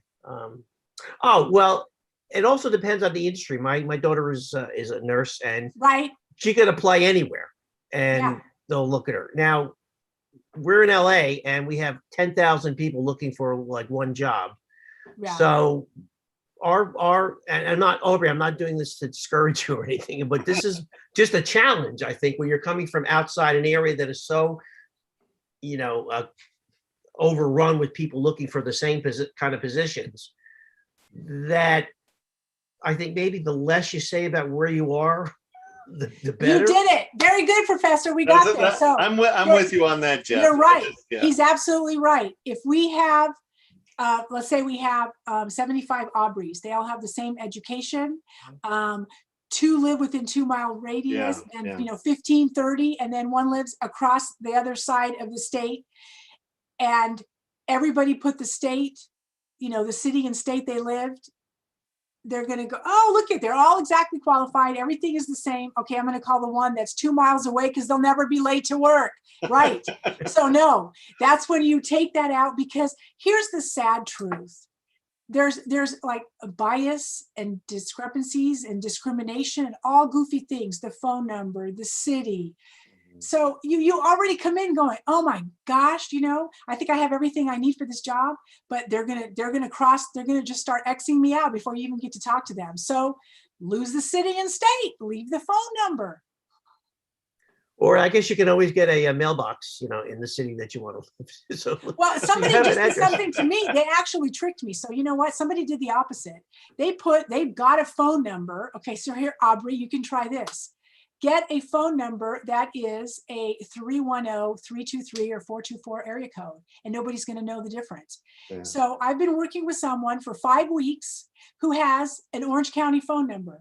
And only the other day when we were on a phone call did she say, oh my God, my refrigerator broke and there's no repairman in Colorado. And I almost fell out of my chair because all this time she had a 949 area code. I didn't know she wasn't in California. And really, it doesn't matter because what we're doing, we can do it anywhere. But yeah, so there's some tricks you can learn. Yeah, and again, not to be nefarious, not to be like underhanded or anything like that, but I mean, sometimes you just have to make your presence. You need all the tools you can possibly come up with that aren't illegal, basically. Right, I think. right. You're not doing anything wrong. Yeah, you It's, just want to increase your chances. And the other thing about cell phones, I think in this day and age, I mean, everybody moves around and stuff like that. So I know a lot of people, like I have I live and work, I work in California, but I have a Washington State, I have a Seattle, area code because I also live part of the time there. But I know a lot of people that are in California, they have Colorado, area codes, or New Jersey, or Right. New York. I think cell phones, I think that's becoming a little more acceptable that you People can are have. moving, you're right. So that's not going to, the phone number is not going to matter, but that takes away from the problem if we Yeah. take away the city. But you know what? In Aubrey's case, if she takes away her address and city from her, the cover letter in the header, then she might, I don't think she had it in the body, which was good. Where she named her jobs, do not put city and state near the jobs either. Then we want consistency all the way through so nobody gets tipped off. Mhm. What else? Good questions, guys. Always keeping me on my toes. Well, you've been so generous with doing this over the last several years. It's like I remember all your previous ones, so I kind of mine what you said in those because this is we're different format, obviously. Yeah. So I'm just trying to bring back up some of the bring up some of the stuff you've discussed in the past when we were live. Sure. Yeah, I know. I wish that I could go. I just told my husband, I said, oh, it would be so cool if I could just walk in a classroom full of students, maybe one day. Yeah. We all feel that way. The students feel that way Yeah. too. Yeah, I'm sure. Yeah, they miss the interaction. What else? What can I answer for anybody, for the professors, for the whoever's out there, my audience? Come on, students. Let's get some questions. You've got gold over here giving you advice. Some of the advice I give to students, and I'm sure you probably echoed this, is just to, in your resumes, as much as possible, is keep track of accomplishments rather than just have a laundry list of I did this, blank, blank, blank. Whereas I did this, and basically increase sales 50, help increase sales 50%, lower costs 25%, improve customer satisfaction X%. When you're showing those accomplishments, and every time it happens in your career, just write it down because you showed that you accomplished something as opposed to just checked in and absolutely. And what you just said. So yeah, Andrew, you want to quantify it. So, I increased sales. If you're a collector, I don't think anybody here is anyway, but I decreased the collections by 27 days. If you just say decreased or increased, add a number, add a percentage, it makes it better. Right? Everything's about data nowadays. So the more it data you can quantifies throw it. in there, they love it. Right. Yeah, and kind of building on that. If you are writing a cover letter, don't make it about you. Make it about them. What you can do for them, not how they can help you. Exactly, Because right. when I get, yes, we both get a lot of students sending us stuff, cover letters and resumes and stuff. And the biggest thing I see in cover letters is that I really want to do this. I think you could help me. I think I want to be like a music executive, and I think this would be great for me. No. They don't care. They know it's great. They know it's great for you because you're applying. So, Right. so you want to make it so like I can do this for you. These are my skills, and I can make I can grow your business this way because I have a special, a special connection with the Latino music market or something, So Exactly, right. so- Talk about the asset you bring and what you do for them. And then if you do it in your cover letter, or if you don't submit a cover letter, make sure that somewhere where you're answering the questions, Mhm. you talk about it during the interview, right? Yep. If you were to bring me on board, why should I hire you? Oh, because I look better in a fedora. No, because you can compose 3 songs, you have the contacts, it would be good growth for the organization. An interview, yeah, is about you, me, I, an individual getting a job, but it's a we. What can we do for the company? How can we make them shine and grow? So yeah, thank you for saying that. Mhm. And I think another thing is just keep in mind, with the word processor, it's so easy to customize these to the job. Customize the cover letter, customize the resume, put in the keywords that show up in the job description, do a little research, mention, oh, congratulations on the recent acquisition of this company and such that you've done your homework and not just, it's more what, like Professor Izzo said, it's more about them, you've paid Right. attention. I usually do that during the interview, right? So when you do your research and you're looking at the company, because the last few rounds of interviews I had, they didn't ask. People used to ask. That was a test to see if you did your homework. Oh, what do you know about the company? And what are you going to say? Oh, you guys got great coffee and donuts every Friday. No, that's not what they're after, right? They're after, are you social responsibility? Do you give to organizations? What kind of philanthropic things do you? What are your MVV, mission, vision, and values? Do you know what they are? So recently I had an interview with a big hospital company, and I went and I read it and I read it and I memorized it because I was waiting for them to ask me, and they didn't ask me, but I put it in there in one of the questions. So, why us? Why are you looking to work here? And my answer is because your vision is aligned with mine. Teamwork, excellence, customer service, and whatever. And I named it.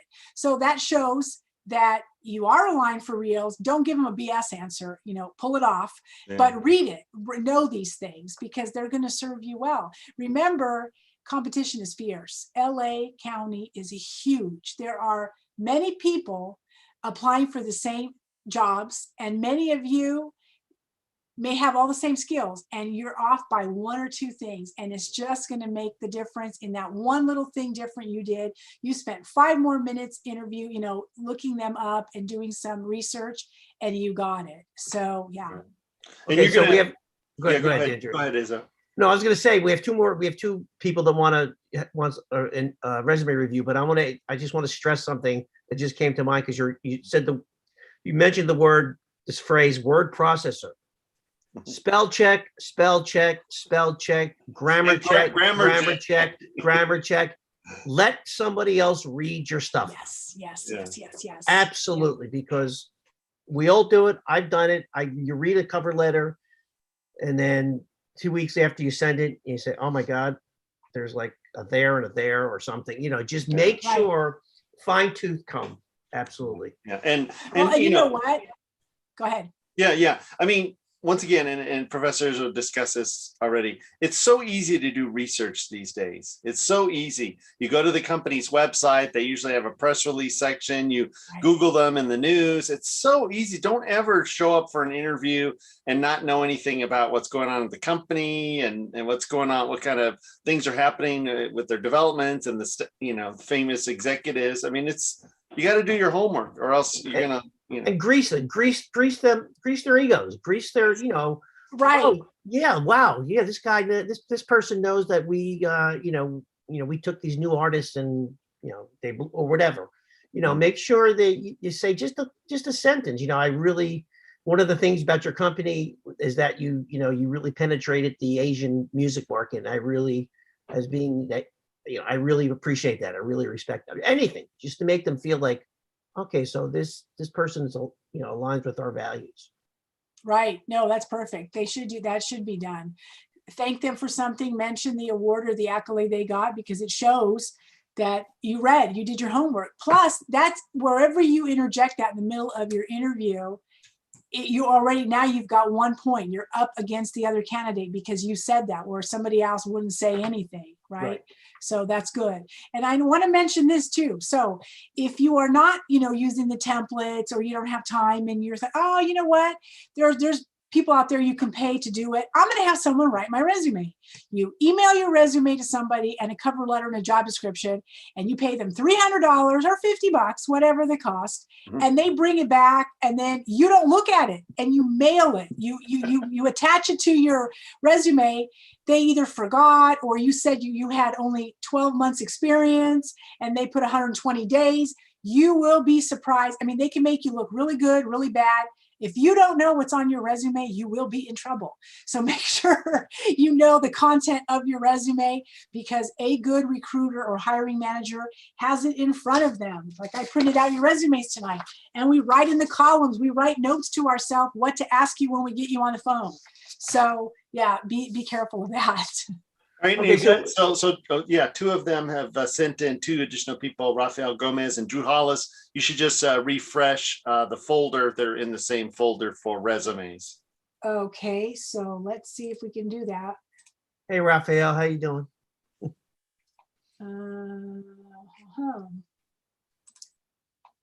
Raphael, and who's the other one? Drew Drew? Okay. Hollis. All right, so this is what I'm going to do. Give me a second. I got to open the other link and it'll refresh.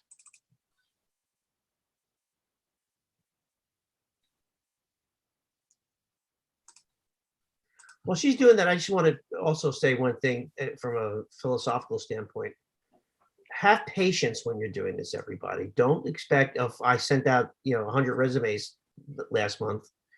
Well, that's the way it goes these days. You just have to keep sending them, and something will pop up if you learn from what you've sent in the past that maybe didn't work. Which brings to me another question, and you can answer it, Yvette, whenever you get a chance, is that if you don't get hired, how about emailing for feedback? Yes, but they won't always do that. So you Right. can do that. You can ask them, if they emailed you back and you were not selected, then it's perfect because you have their attention, right? If Right. you didn't hear from them, because sadly, many, many people do not say anything to you, you're left in this limbo. And if a few weeks go by, I'm going to say 3 because things are kind of slow now. I'm finding out even from my own thing. People are calling me now weeks later. Oh, well, thanks, but I've moved on. But so if they email you and say, no, thank you, we chose somebody else, and then say, may you please give me some feedback, what I could have answered differently, what can I do differently next time so I can get a job next time? Please let me know what I can do better. And sometimes people will tell you, sometimes they get afraid of it because they're worried about a lawsuit or legality, but some people will answer that question. So don't be afraid to ask it. And here's the thing too, you always, unless you really, really don't want the job, then be honest, but think of every interview, every Zoom interview, every phone call is practice. You get confidence. You're talking and you're networking, because many jobs, okay, so I've had 15 interviews in the last 3 months. Of course, some of them are doubles and triples. I have met 4 or 5 different people, and I really thought it was going well. And it went well with some of the levels of management and not the other ones. But you know what? I went after the interview and I go to LinkedIn. After you interview them, go to LinkedIn, look them up, ask for the connection, or you can do it after you've not been selected. I really enjoy meeting with you. Thank you for your time. I'd like to stay in your network. Ask for the connection, folks, because you want to stay in there. This is uploading right now. Give me 1 second. And yeah, that's a good thing to do because you're building your network. Okay. And a lot of times you may get the response, well, we just found someone else whose credentials more closely lacked or matched what we were looking for, which is like a standard pat answer. But a lot of people will give you, say, well, you were a little we needed someone who had more marketing, skills or knew social media better than you. We really liked you. We really loved your personality. We think you would fit in, but we just needed someone. So, and that's really helpful, when you get that kind of information for the next time. It is. And then when they do that, then you can say too, okay, so I don't have it now. If let's say it's a company you really want to work and you feel really squashed, right? And because I know it's hard to get rejected, it is. then you can just say, do you mind if if I ask for a connection, can we stay connected? Maybe I can reapply in a year or something. And then you can get a take and you can get a feel from them if they will consider you later when you have a little bit more skills. So yeah. Okay, I have Raphael up. Can you see it? Yes. Okay, perfect. So Raphael, good for you, Raphael. So thank you for sending this in and putting all the things you did on here. So this is good. So you've got your Instagram, you have, this might be your industry or your website. You've got your LinkedIn and your email, all your contact information there. Good. Now, this would be a good time because we talked about this in a former class. So this is a good example. If you have a presence on Instagram and LinkedIn and you're a music coordinator, I hope that your Instagram and your LinkedIn and possibly your personal web page there is all based on music, not political undertones or other things. If you're going to use all these media sites, anything you're putting on a resume, this is like your profile, your professional profile, not your social, this is what I think, this is what I feel outside of work. And I mean that respectfully. Let's say you're doing music and you are writing or expressing your passion about a political view in a song or in a lyric, okay, that's cool. As long as it doesn't turn into a controversy or an issue or a legality. So only here, that's what I'm saying. This isn't bad, but it also needs to be, continuity. So let's say one website, you're talking about something you produced and you have clips of the link or the video somewhere else, cool. Use it and share it in different venues. That's a cool thing to do. This looks good. Let me see here. Is it one page? It's 2 pages. Okay, so we have 3 pages and let's pretend it was 2. You don't want to leave it hanging like this. So try to get this on the 2nd page. Volunteer experience, you can keep it there if it's necessary, or you can drop it. And I say that because we put volunteer or internship experience when we don't have work experience, and you have work experience. So you can move it up a little bit. Let's see here. You put the months out perfectly. You talked about where you work. This is good. This is really good. And you have, okay, this is a good example. There's different positions here, right? So lead teller and then music and then sales, that's okay. It's showing that the person's working and they've got skills and they're using them across different industries. This is fine. Nothing wrong with this.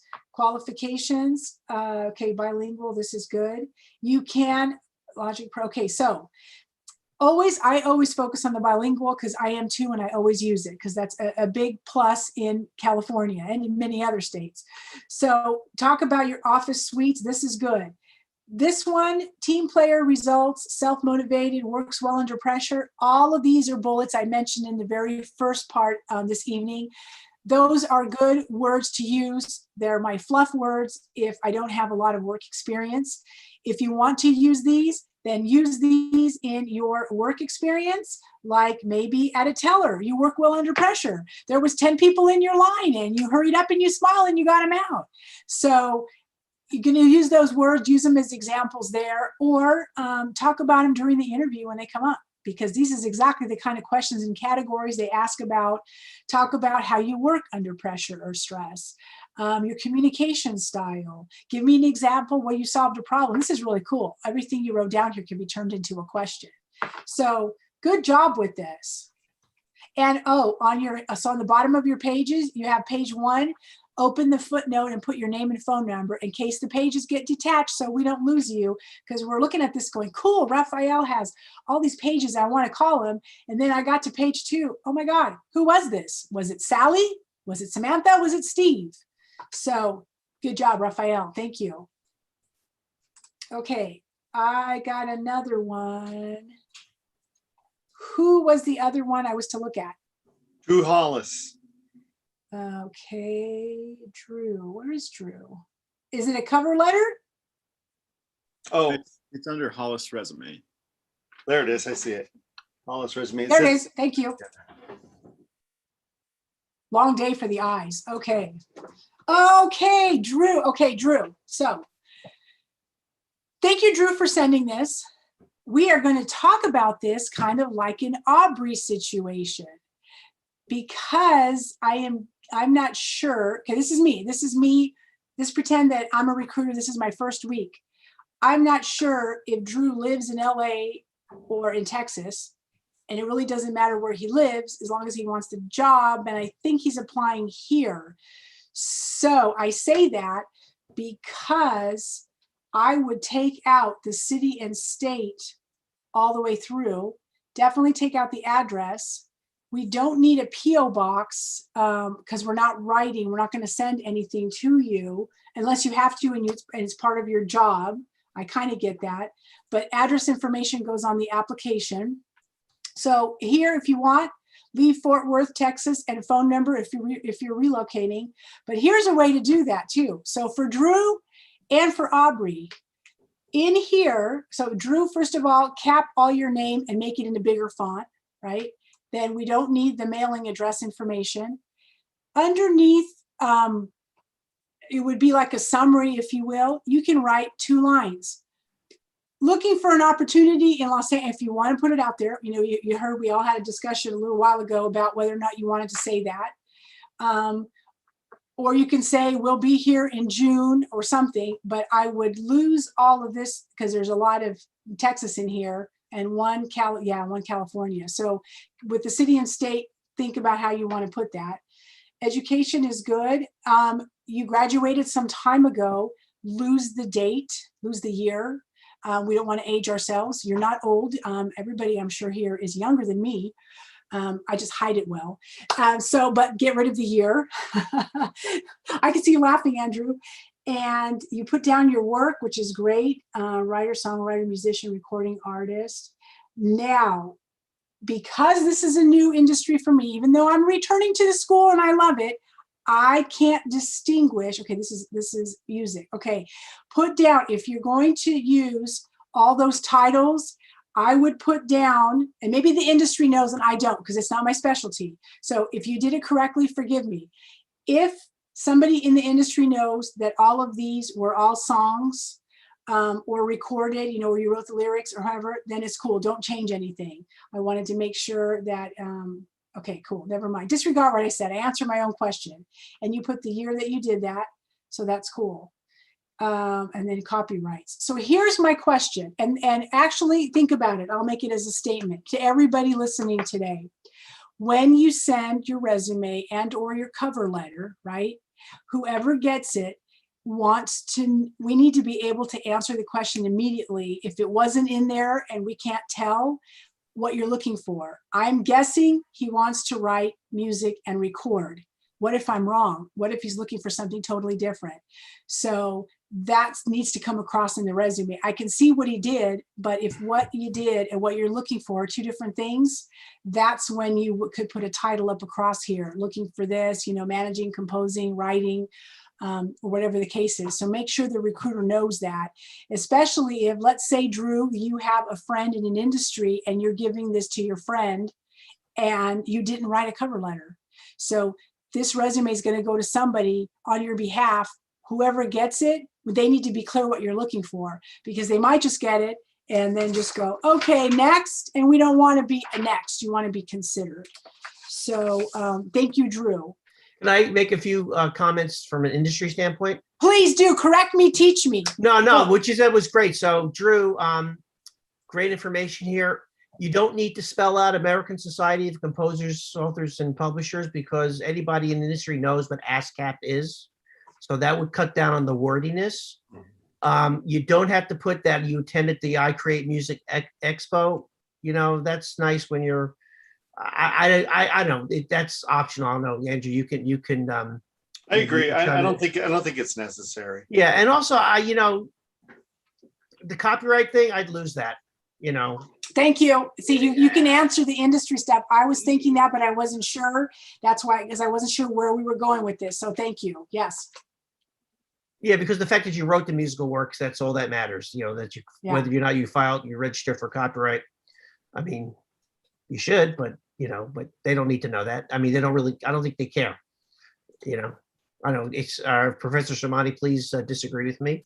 Yeah, But I mean, I I think just don't that's- think it, Yeah, I just don't think it's necessary.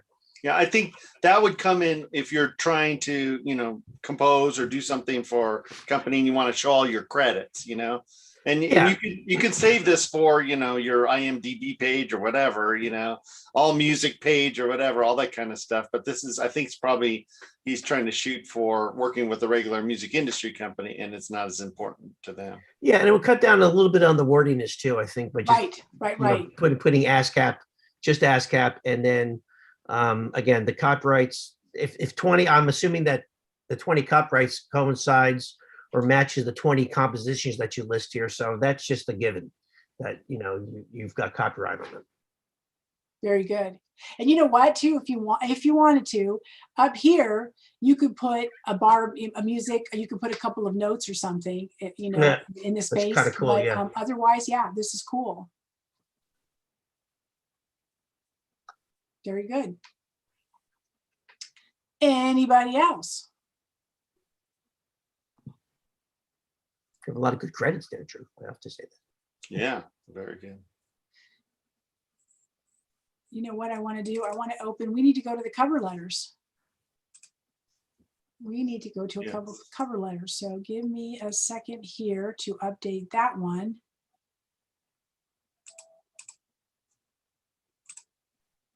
Sorry, I didn't know I closed my link.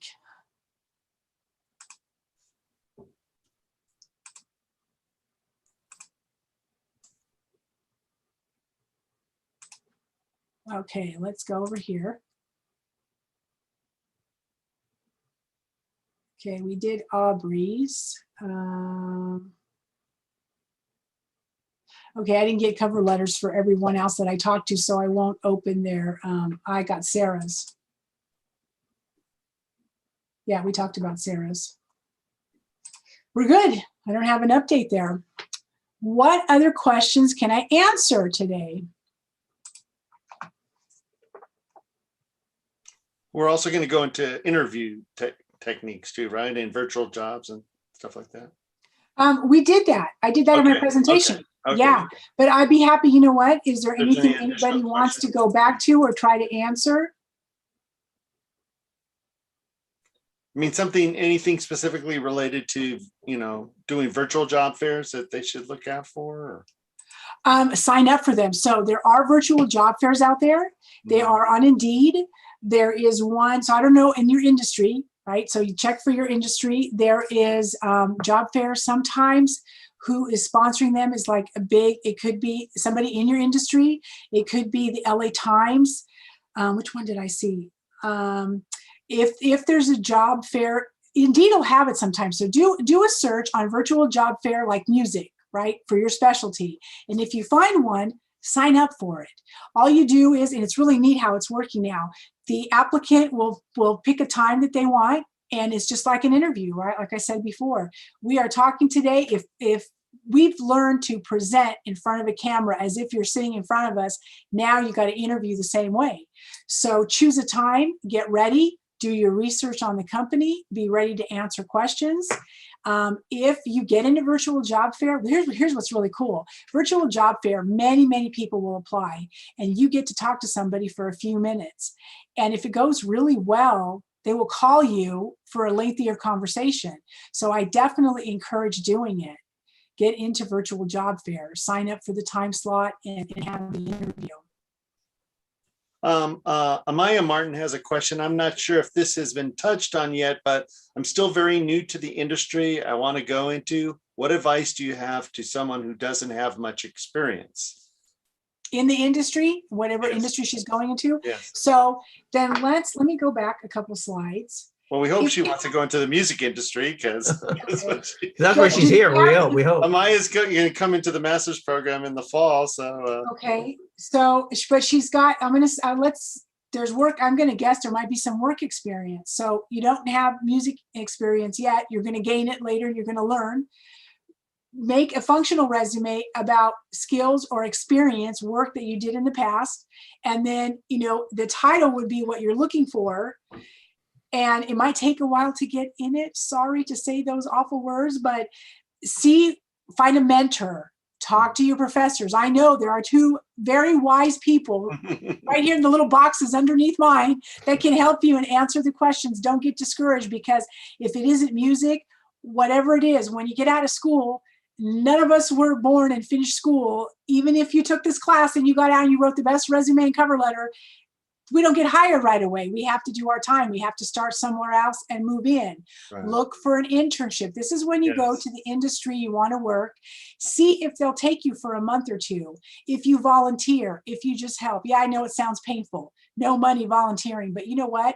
You need to get your foot in the door. So sometimes you got to try those things. That's part of the networking and getting out there. If they see that you're committed and you come every Tuesday and you help in the sound studio or you do something, they might say, come on Wednesday, or hey, we want to introduce you to this person. You never know how it's going to work out. So don't disclude any opportunities, and look and ask for internships that are unpaid. It's okay. It's okay. Yeah, internships unpaid, no problem with that. There's still a lot. There's also more and more paid internships too. Yeah, now there's these days, probably because, both. Yeah, the big companies are because the big companies are trying to protect themselves, and for Yeah. lawsuits. Yeah, and the other thing, Amaya, is that if you only had jobs like, pizza delivery, or, working at Lululemon or whatever, or, flipping burgers, identify what is important in the industry you're trying to enter, and look for something in those jobs that kind of fed those qualities. So if you were a pizza delivery person, you're very prompt, you're always prompt, you're always, something, just try to spin it, where you could at least give the reader the kind of the impression that, okay, well, this person doesn't have an experience, but they seem to be very conscientious, they're a good worker, I mean, stop me if I'm saying something that's ridiculous. No, you're saying it right. So we could stay with the pizza idea, right? So they got to work on time. They never had a late order. Customers were so excited. They got 3 letters of recommendation or 3 stars on Yelp or whatever, right? They carry money. They bring it back. They make change. At the time when we used to do that, now I'm sure that they're paying by phone, but yeah, they can do the responsibility. What if they open and close the store and they have to prepare the ingredients? So they are trusted with responsibility that they're meeting, right? Yeah. Yeah. It doesn't make a difference if you're opening a pizzeria, but if you're being, trusted and responsible for the financial, aspect, Exactly. and the opening and closing and the security of the building, right. well, those are things that are universal. Yeah, you don't have to say exactly. They gave you the keys. They trusted you. They hired you. Yeah, those are what I said, transferable skills. That goes into any industry. Yeah. So And there's Raphael, go ahead. Andrew. Yeah, I mean, there's a lot of opportunities for internships. Professor Izzo oversees the undergraduate program, and that is required as part of the program. They have to do an internship and get credit for it and go on to it. So his top priority is filling those. But there may be times where, there's he's got all of his students who are ready to do internships out there, and he's got the golden list of all these companies that do internships. And if you're really nice to them, and we're already placed all our interns in the undergraduate program, he can maybe recommend some companies to look out to. And I was going to cover this in the fall with the MIA students, in that even though we don't have a formal internship program in the master's program, many of our students do internships, and we have a partnership with Valley College. And if you live in California, it's like $46 to sign up for this class. Even if you live outside of California, you're not a resident, still only $311 to sign up for this cooperative education class. And we're going to have the people from Valley College on at our orientation meeting to talk about that. And it's very easy to sign up for it if you need that college credit, and then go out and find a lot. You can find the internships on your own, or we can make some recommendations of places. Like I said, there's paid and non-paid. But back to, Amaya's main question was just, you got to just get out there and get experience. Everything you get out there and do, it's one more thing that you can put on your resume, even if it doesn't pay much money, or it doesn't pay at all. Many times our students have done internships and they turn into real jobs, and that's happened regularly. Yeah, at my previous school I taught at, I had one of our alumni come in. He worked at BMI, and he had just been out of school a couple of years, so he had a really good job and stuff. And he was talking about how he got that job eventually. He goes, when he was an undergrad, he did anything he could find. I never forget, he said he volunteered at a record store opening.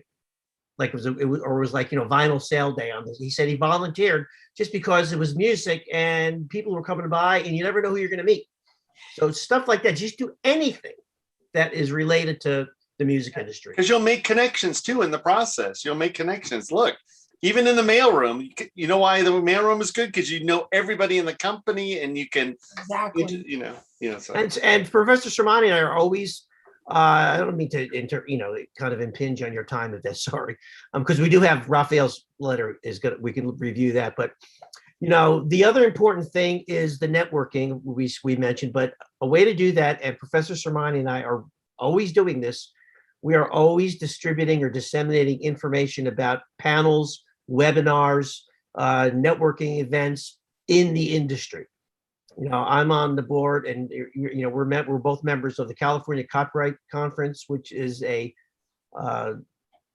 industry organization for the entertainment industry. Huge networking opportunities. Get involved with those. But maybe we should do Raphael's letter, Cobalt Music Group. That's his letter. The one that's top, all the way to the right. We've got a right couple MIA alumni working at Cobalt. Yeah, and I think I have a new intern there also, or maybe an MIS alumni too. All right. So very good. Good cover letter. Name is good. Font, we can read it. We can lose the address. The city is good. You can leave the city phone number. The links you have, the pages, everything is great. Dear hiring manager, good saying that. I'm excited to see. Okay, you don't need to put your name there because you've got it up on the top. So if you didn't have the top header, then you would use your name. And you can lose this if you want, but I like it and I'll tell you why, because it's kind of the same format as your resume. So you can leave it. And so you just start with, I'm excited to submit my application for the position. You got that. You've been watching this, in my progression. Okay, that's good. Your seasoned professor. Okay, so this is all good. I would just shorten it up a little bit because it's long. I think we showed one that kind of ends about right here. So short it down a little bit. And okay, I like what you said here, through hard work, education, and passion, you've gotten there. Okay, so remember, Professor talked a lot about the I's. So only a couple places, like I'm excited to do this. Somewhere in here, and maybe it's here, I just don't want to read all of it right now. Talk about the value, what you can do for the organization, how together you guys can collaborate and be successful. You needed to have that we component because there's I up here, I over here, lots of I's. So we's and get out of the first person. And then thank you for your consideration. I look forward to interviewing, discussing my qualifications. That's perfect. I usually end like that, discussing my qualifications further. So good job, Raphael. Any questions on that? Or comments from the professor gurus? What about the word excited? I'm not really excited about that word excited. Yeah. Interested. I would change it to interested, right? Or I just say consider my application. Just make it a statement. Consider my application for the And actually, it's resume unless he actually submitted this with an online application or something.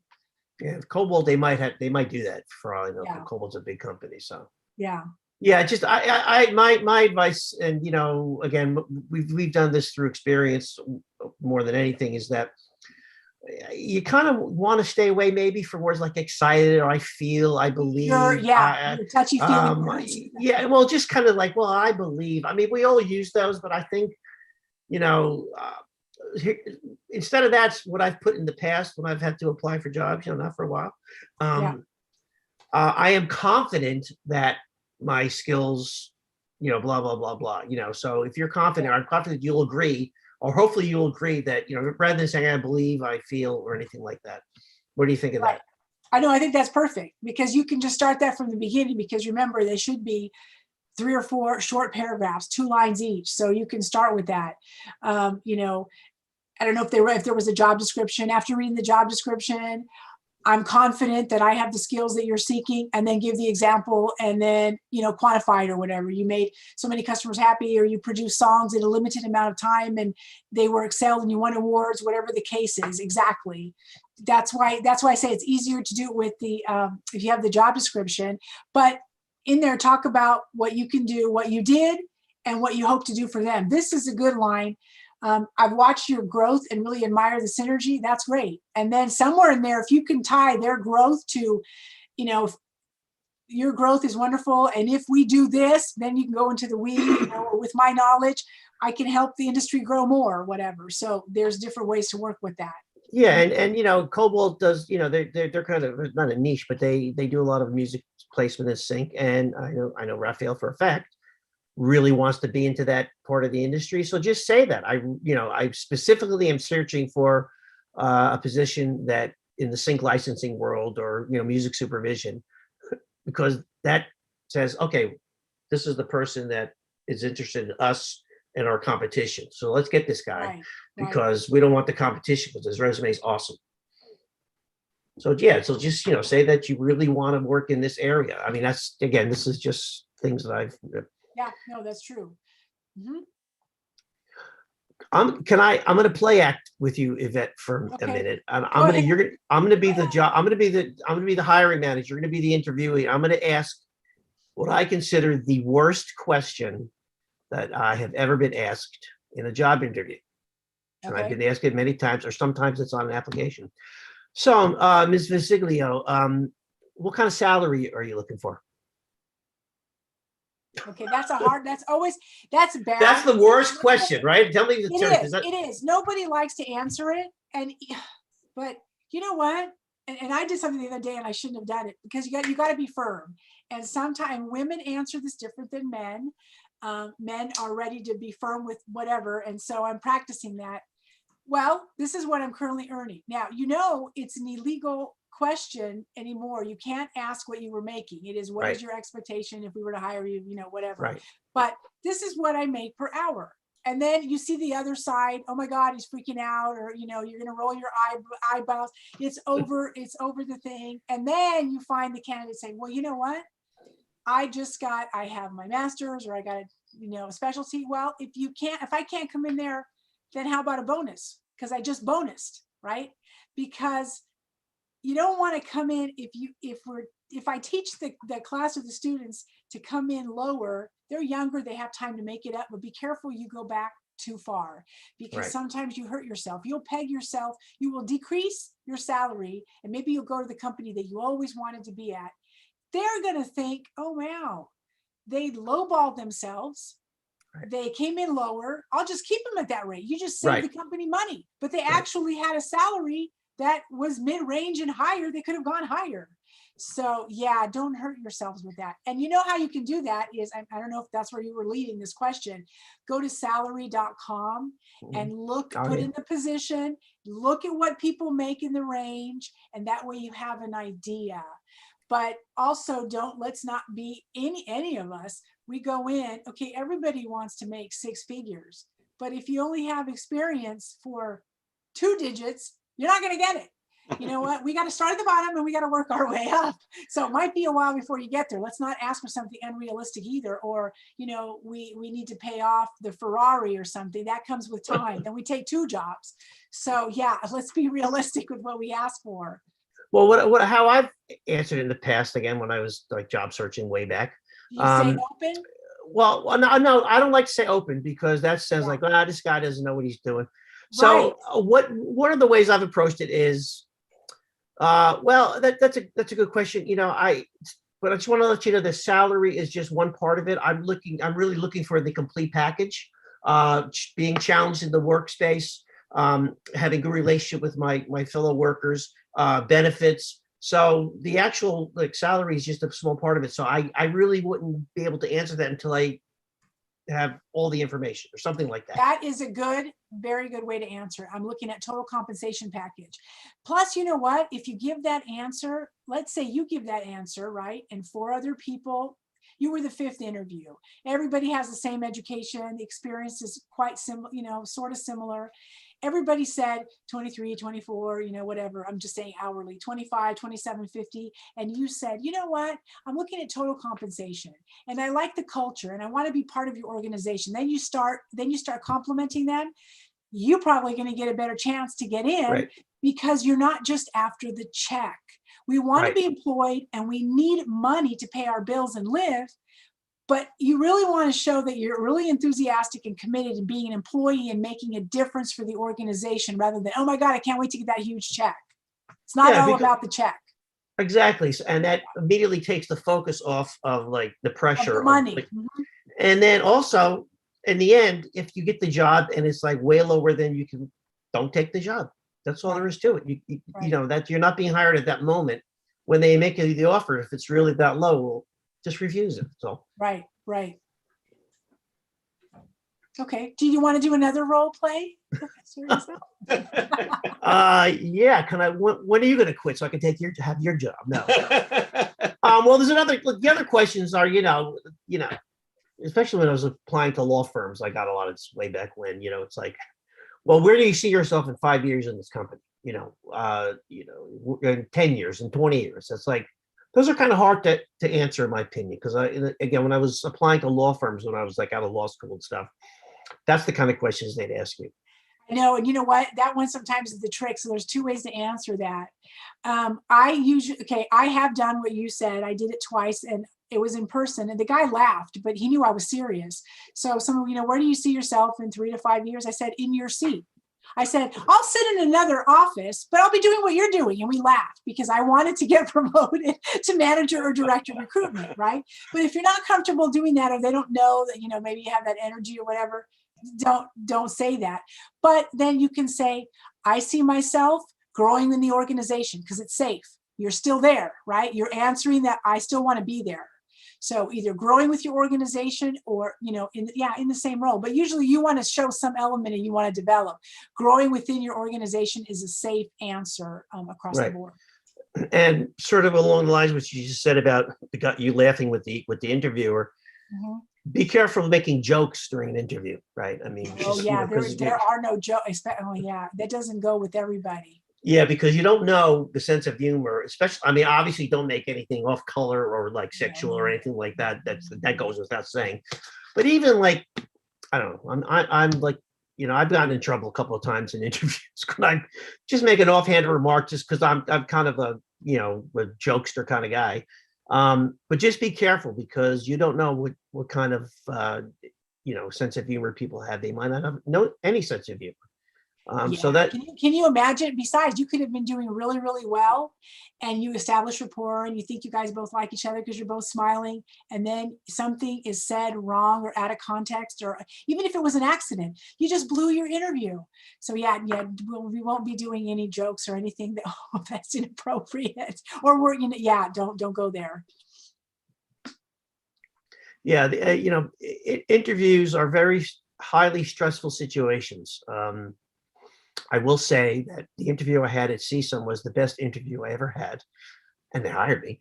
It just was really a lot of fun, but that's not the case 99% of the time. Usually it's, I got along with everybody on the team, and so that was a rare occurrence.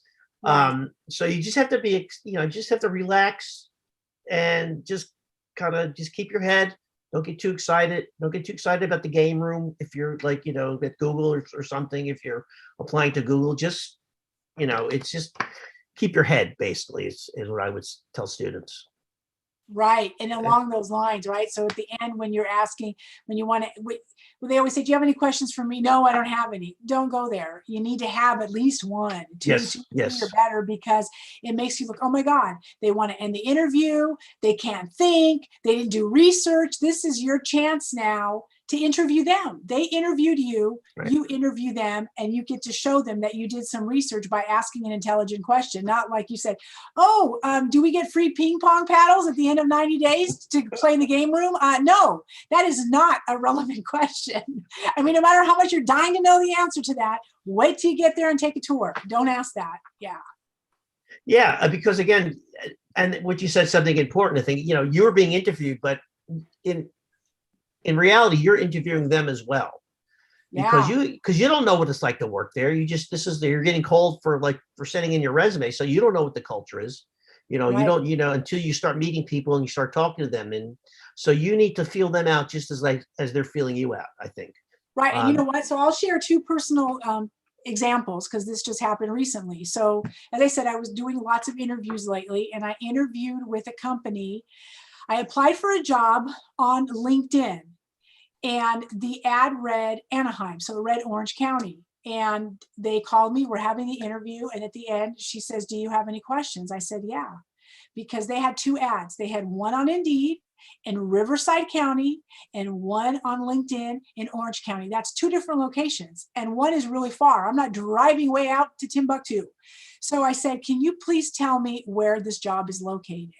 She says, why? And I said, because I applied here. So I had to point out their error, right? But she took it, well, oh, I'm sorry, it was a mistake. It's really in Riverside. I go, well, thank you very much. I need to withdraw from consideration. I'm not driving that far. Now, shame on them. They messed up, but you had to ask. That was my part of asking what's happening. Let's stop Absolutely, the yeah. process now, right? And then I went on, I had a couple rounds of interviews. I think it was the second round with some higher person for an organization. The recruiter that interviewed me, he was awesome. We have the same energy. We talked. It was great. And then he goes, I want you to meet the VP of HR or whatever. Okay. Her energy was different. And then she says to me, okay, I knew that the job was contract. Okay. So if you are in a position, I work full-time permanent with benefits. If you go to contract, which I will tell this class, it's okay. Some contracts, are short time. Sometimes they're long. You still get paid. You might not get benefits. It's the experience. You're building your resume. You're doing your career. Consider it. Okay. Even for myself, I considered this company. The guy told me it was 3 months contract, and everybody that gets hired has to do 90 days, no benefits, and then they hire you. I said, okay, I'll think about it. Let's go to the next level. I talked to her and she says, oh no, I can't do that. I can't guarantee you 3 months. It might be 6 months or longer with no insurance. And then you have to do another 90 days probation. And then, no, thank you, not doing it. I'm married. I need insurance and benefits. It's too long. But listen, when I know you're nervous and it's almost like twofold. They ask you questions, you answer, you can't wait to be done. No, listen, because you want to ask. You want to hear correctly, because you might be so excited about all the benefits you read on the career page, but they're telling you something during the interview and there's red flags going off in your head like, hey, like the city. They said, I live in LA and they have a campus across the street I can walk, but they're really sending me over here and I need to take 3 trains. Get the story straight. Get the story straight. Right. Yeah. And don't be afraid, to everybody's desperate for a job, but just don't take the first one if it's really not really what you want. I mean, everybody makes compromises. We're not going to get exactly what we want all the time, obviously, but it's just, I've told students, don't worry about not taking this internship or this job. If you've got offered one, you'll get offered another one. Yeah. If something that's more, more along your, that lines more with your values. Because I think that's important to, it's not all about the money, as we've said a million times here. Whether it's paid or unpaid, don't take it. Yeah, you want to build your resume, you want to build your experience, but you don't want to be miserable in the process. Right. Oh my God, if you sign a contract for 12 months, it doesn't matter if you're 22, 40 or older, we're all going to get stressed out and go crazy. And at the end, in the long run, it's not going to be worth it because it's going to come across in your attitude and your work and your performance. They're going to see it. They might just give you the axe and then you won't even be able to put it on your resume. So yeah, don't do it. Look at the pros and cons. Speaking of that, here's a question. How do you handle being let go? What's the best, how do you put it on your resume? Obviously you want to be gracious when they fire you. Right, but or be laid off. right. So, but what's, any Well, now thoughts you're, about, so this is another trick of the trade. So, right, and it depends, because if they do a reference check, if you're going to talk to the hiring manager or HR that let you go, and you say, can I call it a layoff? If you guys agree, put it on your resume and, use it that way. That way they know if someone calls for a reference, it doesn't look bad. And I did that because many years ago I got laid off. So I wrote it underneath the date when you put the date in the column, and it was a very short time. It was like 92 days. So it was so short, it looks like I probably got fired in probationary period. So I wrote in there layoff, right? You need to, and if you don't want to write it, but if there's short stints in your resume, a seasoned recruiter will say, hey, I noticed you were there, 2 months and 10 minutes, and this one was 92 days and 17 minutes. It's going to come out. Somebody's going to ask you. So be prepared to answer it or lay it out there.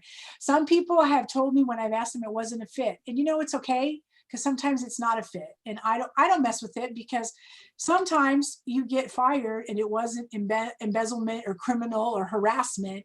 It wasn't a fit. And it just didn't work out, right? But we learn that later with maturity, and we don't worry about it. the Brits have a better term for being laid off. Of course, they call it redundancy. Tendency. Oh, I love that. That's so great. Yeah, I was I'm made gonna write redundant. that down. Cool. Okay. I was made redundant. Yes. Oh, brother. Well, you know what then?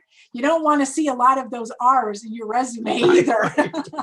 Because there becomes a pattern, whether it's redundancy, layoff, or something happens. Yeah. Are there any other questions from the audience?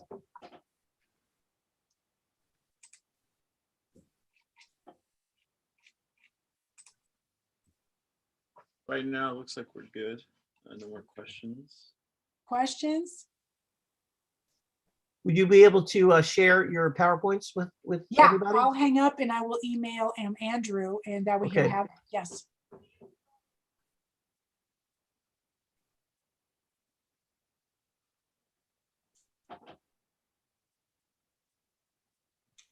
It's so quiet. I know. I know. God, come on. Where did I know, everybody go? We've been, Andrew and I have been doing all the talking, so Yes. you guys have to do some talking. It's just, well, again, I don't mean, the only reason I ask all these questions, because sometimes I think the students can't think of these questions, or they are thinking them and they don't want to ask them. They don't want so- to ask, right? Yeah, No, it's so okay. I just think that, and again, he and I and we've been around the block with this kind of stuff. So, we've all learned stuff in the past that, we think hopefully can help everybody. Right. Well, and you know what we need to talk about is one of the things after the Zoom interview is over, right, in the virtual world, we still need to thank people. Mhm. Gone Oh, are the yes. times they come in, they're not going to give you their business card, so you're not going to leave with an address, so you can't write a hand note and mail it anymore. So the person that set up the Zoom meeting, you'll see their email. So if you don't have the name or email of the person you interviewed, sometimes when you interview with executives or certain people, they don't give you their full information. Thank the person that set up the Zoom meeting within the hour of your meeting. Even if you think you bombed it, thank them for the time, because you are making the connection and you're saying thank you. And we want to do that. It's just good manners. Say thank you very much for your time, for setting it up. And please thank so-and-so, if you remember their name or their title.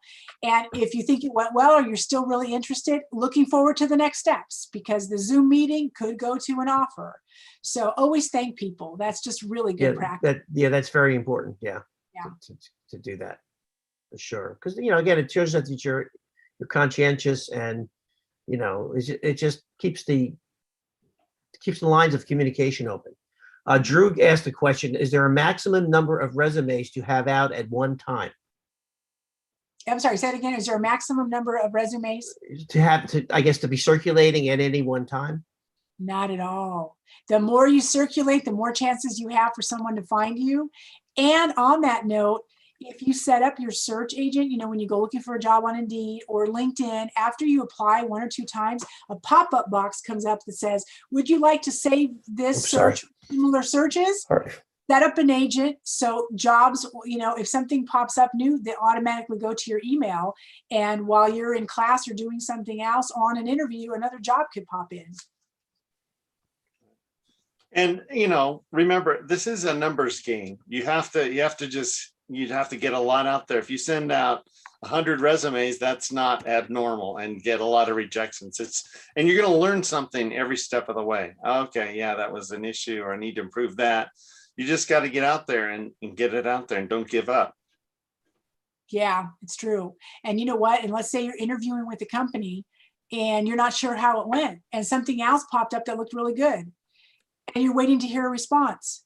Apply for that other job anyway, because you don't know if you're going to get it.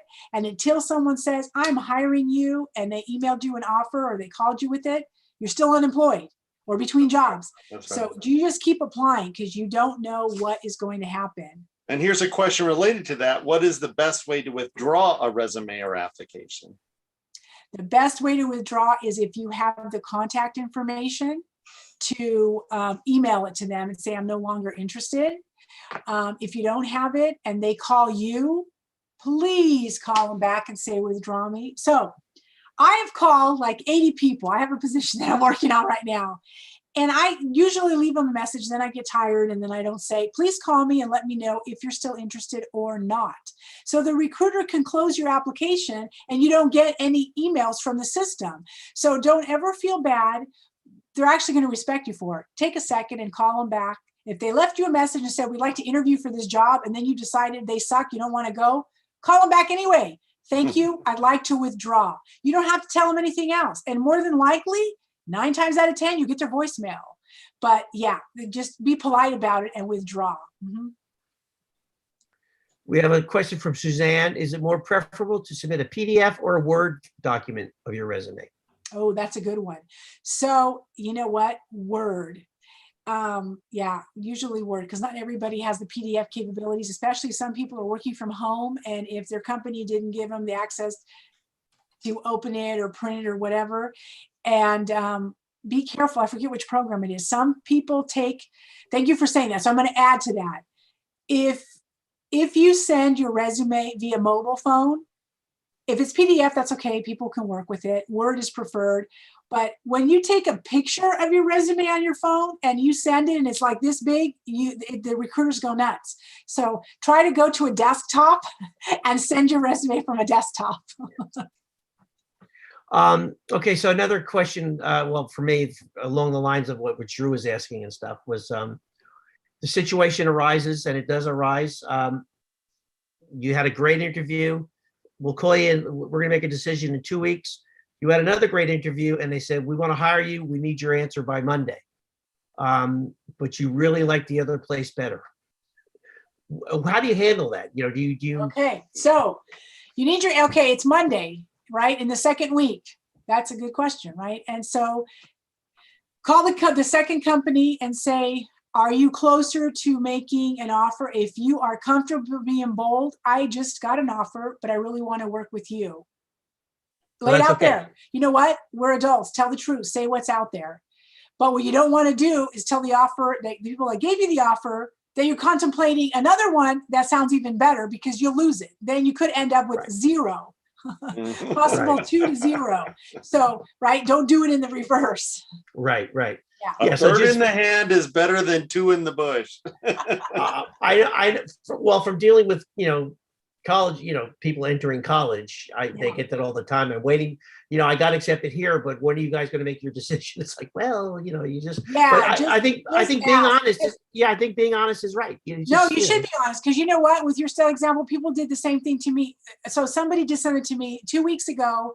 We went all the way to the interview. She did really well. I was working on the offer, and I asked her, because my first question or my last question on a phone interview is, if we were to offer you a position, how much were you expecting to make? She gave me the number. I told her, perfect, it's in the range.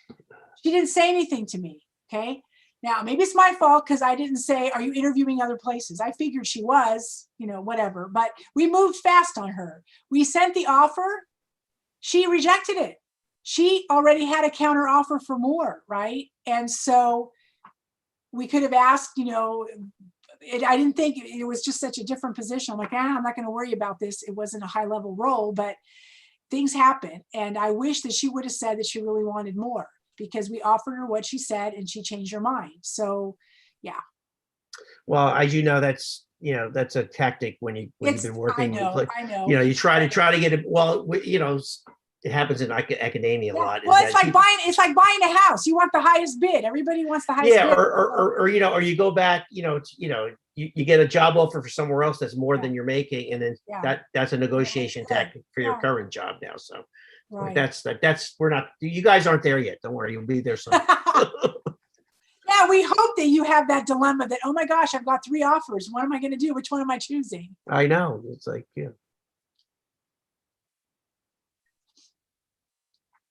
In your negotiations, you always have better options when you have leverage and you have opportunities. Yeah. It helps drive the price up. Right. But you have to be strategic with your leveraging, right? Right. Good questions. What else do we have out there? How many people were on today? Right now, we have 9 people viewing, but we have a total of 63 playbacks. Oh, cool. all right, we have the playback, right? Because that's where a lot of the viewing will be. Yeah, and then some of them, there were some conflicts. Some couldn't come now, so they'll check the video later. So. Okay. Well, I think we might have answered any last minute questions that anybody had. There's one more. Okay. Oh, good. Okay. Seeing, is there a maximum time to wait on a response? You know what? If you're really interested, that's a good question. Listen to what they told you. If they said they'd get back to you in 2 weeks, like Professor said, and it's 2 weeks and they haven't, then email them and ask them. 2 weeks is the furthest I'll go. Usually, 7-10 days. But then if you ask them in 2 weeks and then they said, oh, we need a couple more days, I'm going to get back to you. You can kind of read. If you're getting them put off or they don't know what they're doing or they keep do you even want to do that? Because to me, that's the sign. They can't answer. They said 2 weeks. They're not doing that. If they do hire you, every time they say they're going to do something, they're not going to do it. So I would try once or twice. And here's another. I can only tell you from my personal experience. So a recruiter found me. I didn't find them. Okay, my resume is in Indeed. She found me. She interviewed me 6 weeks ago. Hey, I got something really good. I want to talk to you about. Okay, we talk about it. She says, check back with me in 2 weeks. I check back with her in 2 weeks, just like she said. And then she says, oh, I'm traveling, I had a family emergency. Call me again on Tuesday. I called her on Tuesday. I don't have anything yet. Okay, guess what? I got tired. So I did what I said. Don't blow me. I didn't apply to you. You looked for me. I can't keep chasing you. If you were serious, you would have it. She did share with me there was somebody in the role who was going to get fired. Well, what if they don't get fired until October? I'm not waiting. I'm done. So based on your circumstances, try once or twice. And then, you know what? It's up to them. And then, you ask yourself, wow, they are not showing commitment. You're committed. You're following. You're picking up on their cues. You thank them. You ask them. They can't make a decision. That's why you keep applying. Because if you were sitting by the phone waiting for an offer, 2 weeks, 3 weeks, okay, one more day. Oh, I'm going on vacation. Oh, I really like you. I'll call you on Tuesday. And then they have a car accident. They go out and leave. You're in trouble. Right. So you know what? Yeah, keep applying. Yeah, and some people are good at being I don't say honest, but they'll be forthcoming with, now we found someone else, or we changed our minds or something. But a lot of places will just ignore you and expect you to take the hint. Right. So that's a bad way to end the conversation, but we have to talk about it. The truth of the matter is a very, very, very high volume of recruiters will leave you hanging. You won't even get the automatic response that says we filled it. Right. And I don't do that, even with bad news. It is part of our job. If I talk to somebody on the phone or on Zoom, even if I have bad news to deliver, I will call you and tell you the bad news or email you, but you will know where you stand. I don't leave you hanging. So the flip side of that is, if you've already called someone, you sent them a thank you, you called them at 2 weeks. If you're going past 21 days and you're getting really close to the month, by 30 days, they've already chosen someone. Right. So sadly, they didn't have the courage or the honesty to tell you you weren't considered. Don't go after them. It's over. Yeah. That is a sad way to end this conversation. I know. So let's not end it on that. So no. So let's not end it on that. Let's go over here. So final thoughts. Well, there's two. I like this one. The only person you are destined to become is the person you decide to be. But for you industry folks, because you can't see this one, I cut this out. I like this. In your success story, you play the lead. So whatever it is, you guys play the lead. Leave on a positive note. I like it. And if you don't like the script, rewrite it. That's right. No, seriously, it's your story. It's our story. We're writing it. And you know what? On that matter, huh? So in the future, dear students, as you build up your resume and you've got some internships or some jobs that kind of sucked or something happened and you got laid off voluntarily or involuntarily, after you build your resume, and I think now employers are looking at 5 or 7 years, some are still old school and ask for 10. If they only need a couple years of work experience in the industry, start taking those off your resume. You don't need to show those little jobs that were a few weeks or the intern jobs. Just show where you stayed the longest. That's relevant to what you're looking for in your industry and the title that you're looking for. What I tell my students is that there are two ways to drive across the United States. You can take Route 80 or you can take Route 66. Yeah. So, and Route 66 with all the little stop-offs in small towns, it's infinitely more interesting. So just take your career, see what happens. You don't know what's going to happen. You just experiment and be confident and just try other things. And like you said, you're the lead, or you could rewrite the script.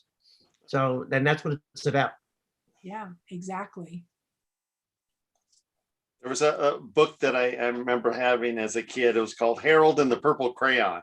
And Harold would always draw, like he'd draw a spaceship and then there would be a scary thing and then he would draw something else to protect himself. And it's like it was total control of environment. But you are all young in your careers and this is your chance to just try and experiment and just go for it. There's you know the answer to a question that you never ask. Yeah, and take advice from people like Yvette, who are masters at this, and just be willing to accept the constructive criticism she offers, because she's just trying to help. Yes. Yes. And there's a new question that came in from Raphael. What are some good questions to ask at the end of the interview? Okay, we did that one. Let's pull that back up. Let's see. That was in your PowerPoint, right? Yeah, right here. So why is this position? Now remember, if you ask these questions, it's because they didn't already give you the answer, right? You don't want to ask something that already came up. So why is the position vacant? Or how long has it been open? Or now this is I like to ask it this way. How soon do you think you'll be filling it? That gives you an idea of when you might hear back from them if you think you did really well, right? How soon will you be filling it? What challenges do you think someone in this role would face? What does the future of the organization look like? Describe the company culture. A lot of people are asking this question now because they're looking for a culture that they like. And everybody wants to work in the Google, Amazon, we get free food, we get a massage, you can sleep in a pod. So that kind of answers that question without saying, hey, do you guys give free lunches? Is it every week? Is it once a month? So you can, what's the culture is a better way to ask that. How long have you been in your role, or what do you most like or appreciate about the company? Right. Yeah, that's a great question. I think just ask them, put it on them. Yeah. What do you like about working here? What's so great about it? Oh yeah, because you know what? Can you imagine if you asked that question? Oh well. Well, it's the ping pong is good. Well, yeah, no. You know what? If someone's not happy, they don't like the ping pong table, and then you're thinking, oh my gosh, right? Yeah, you're hoping they give you something positive too, because you don't want to go into an environment that's not good. Everybody's miserable, right? Exactly. Yeah. Overall, Yvette, do you feel that it seems like in March they added 900,000 jobs? Is the economy picking up? Is the prospects good right now? There's a lot of people competing for jobs, right? Mm-hmm. So I get a lot of applicants. Mm-hmm. And so, like right now I'm working on an accounts payable coordinator. So accounting people, lots of people looking for work. Mm-hmm. And so I talk to a lot. I have to turn down a lot because there's only one opening. right? And then the flip side of that, because my industry, I'm in nursing, we need more nurses. There's a nursing shortage. I can't get enough nurses. I need to go out of the country to go get them in here. So there are jobs out there, and you are competing with other people. But everybody, you know what? Everybody's interviewing like this. We are now on a camera. After our camera interview, they do get to come in. They wear a mask, and I tell them, I'm really particular about that. We are still, even though there's no COVID in the building, we're being safe. You got to wear a mask. They wear a mask. You sit apart in a conference room, and you get your temperature taken before you come in. You know, things you got to tell them, because we still got to be careful. There's still a pandemic out there. Yeah, it's going to take a while to get back to normal, I guess. Yeah. But you know, Yeah. this is how we live these days. Yeah. But you know what? Considering that we've been on technology for a long, long time, you know, for other reasons, we're socializing, you know, looking for dates, whatever, having fun on social media, playing video games. This is just a little bit more of an extension, right? Mhm. Where people were nervous. I think, hey, I mean, one of the hardest things for most people when they were interviewing in person is shaking hands, right? They shake bad, or they're really nervous. And I had a lot of sweaty palms. We don't have to shake hands. Now, I miss it because I'm a handshaker, but it's okay. So, you know, I say this because the students can feel good. You don't have to shake hands. So, hey, you don't have to worry about parking or getting lost. You know, breaking your heels. Women wear high heels to job interviews and crack them as they run down into, nobody's going to see that. So there are some pluses to Zoom interviewing. And you just have to worry about from here up. You know, you have to worry which. Exactly. Right. I mean, last summer working here, it was awesome. I got so used to working in tennis shoes and t-shirts. I'm, you know, in shorts. I'm like, I love recruiting from home now. I know. Also, just imagine what if this was happening 40 years ago. Yeah. When we didn't have this technology. When we would be in trouble. Yeah. Yeah. I mean, what would people do? Would we really be? At least we could. Well, you know, people you had the telephone. You had the telephone, right? True. Job interviews on a payphone or a call box. Oh God, please. Oh, geez. Awesome. Most of our students don't know what any of that they don't stuff know what is, that is. They can look it up. What would Superman do these days if he's no phone booths to change it? Just make sure the tape in your answering machine is there's still tape left on it. There's still tape in there. That's right. Right. You know what we should do though? So, you know, sometimes people are sending texts. So someone did that to me this morning after I talked to her, and I said, look at your email. So I understand you can text once in a while, you know, if the recruiter texts you. Okay, so when you apply for a job, you have an option on an application. It should say, do you want to receive text or not? Because people are not supposed to just send you text. Because your bill increases, there's a law against that and all this other stuff. So if you opt in to receive a text and the recruiter says, you know, can I call you? What time are you available? And then you text back, yes, I am. That's good. After the Zoom, if you have a Zoom and you get to see their face, email them to thank you. Do not keep texting them. Get on the phone and call them, right? Or send the email, because you're not texting your buddy, you're not hired, and it was just, they initiated and they need to control it. So when I start getting lots of texts, I actually get annoyed because I'm thinking, hey, I had a couple of people ask me if they could actually interview via text. And I said, no, what are you thinking? Because seriously, you're going to talk. Yeah. You are going to come in and talk to a patient, take care of them. I need to hear your voice. So no, there are no text interviews. That's right, nursing, right? They're ever going to happen. and also, speaking of email, make sure your emails are like business letters, not like, yo, I wonder if I'm getting this job. You know, just it's like, dear Mr., Mrs., Ms., you know, whatever. Yeah, exactly the way you did your cover letters, which was very professional. Yeah. So because yes, and briefly. Okay, well, here's another question. This is a good closer because it is getting just about 9 o'clock. How should new job seekers treat the pronoun situation, which that's become for, at least in our context in schools, do you tell the recruiter these are the pronouns I want to be known by, You can, and you know what I've seen? So thank you for asking that, because I had a mental note to bring this up earlier and I didn't write it in. When next to your name, because I've seen recruiters do this in some companies, which is great. Next to your name, you can write he, he, he, him, us, they, or he or she, her, write it in. And that is the signal for the recruiter, the hiring manager, whenever we speak to the person, to identify correctly. Feel free to write it in. Because I think it's important for everybody here to know that Absolutely, absolutely. you We feel want to you should- address you correctly, and so it's all encompassing. So you give us the tips so we know. Right. All right. Well, All right, I think that's a wrap. There's our fearless leader. Yeah, so go like this. he's floating in space. There, his head's floating in Yeah. space. Well, it's great. I mean, you're all over. One of you is out, in a wonderful scene. I'm not sure if there was a castle behind you. The other one is on top of the Golden Gate Bridge. And Yeah, this is Edinburgh, Scotland. Oh, okay. There behind you, me. how pretty. See, there you go. Well, that wraps up our event. Thank you, Yvette. On our chat, we have a bunch of the students are saying thank you, so we really appreciate You're you. welcome. Thank you. It was a pleasure. All right. It was great. Yeah. Alrighty. Have a good night. Thanks, everybody. All right. Then take care. All You right. too. We'll talk to Bye-bye. you soon. All right. Take care. Bye, everybody. Goodbye, everybody. Bye.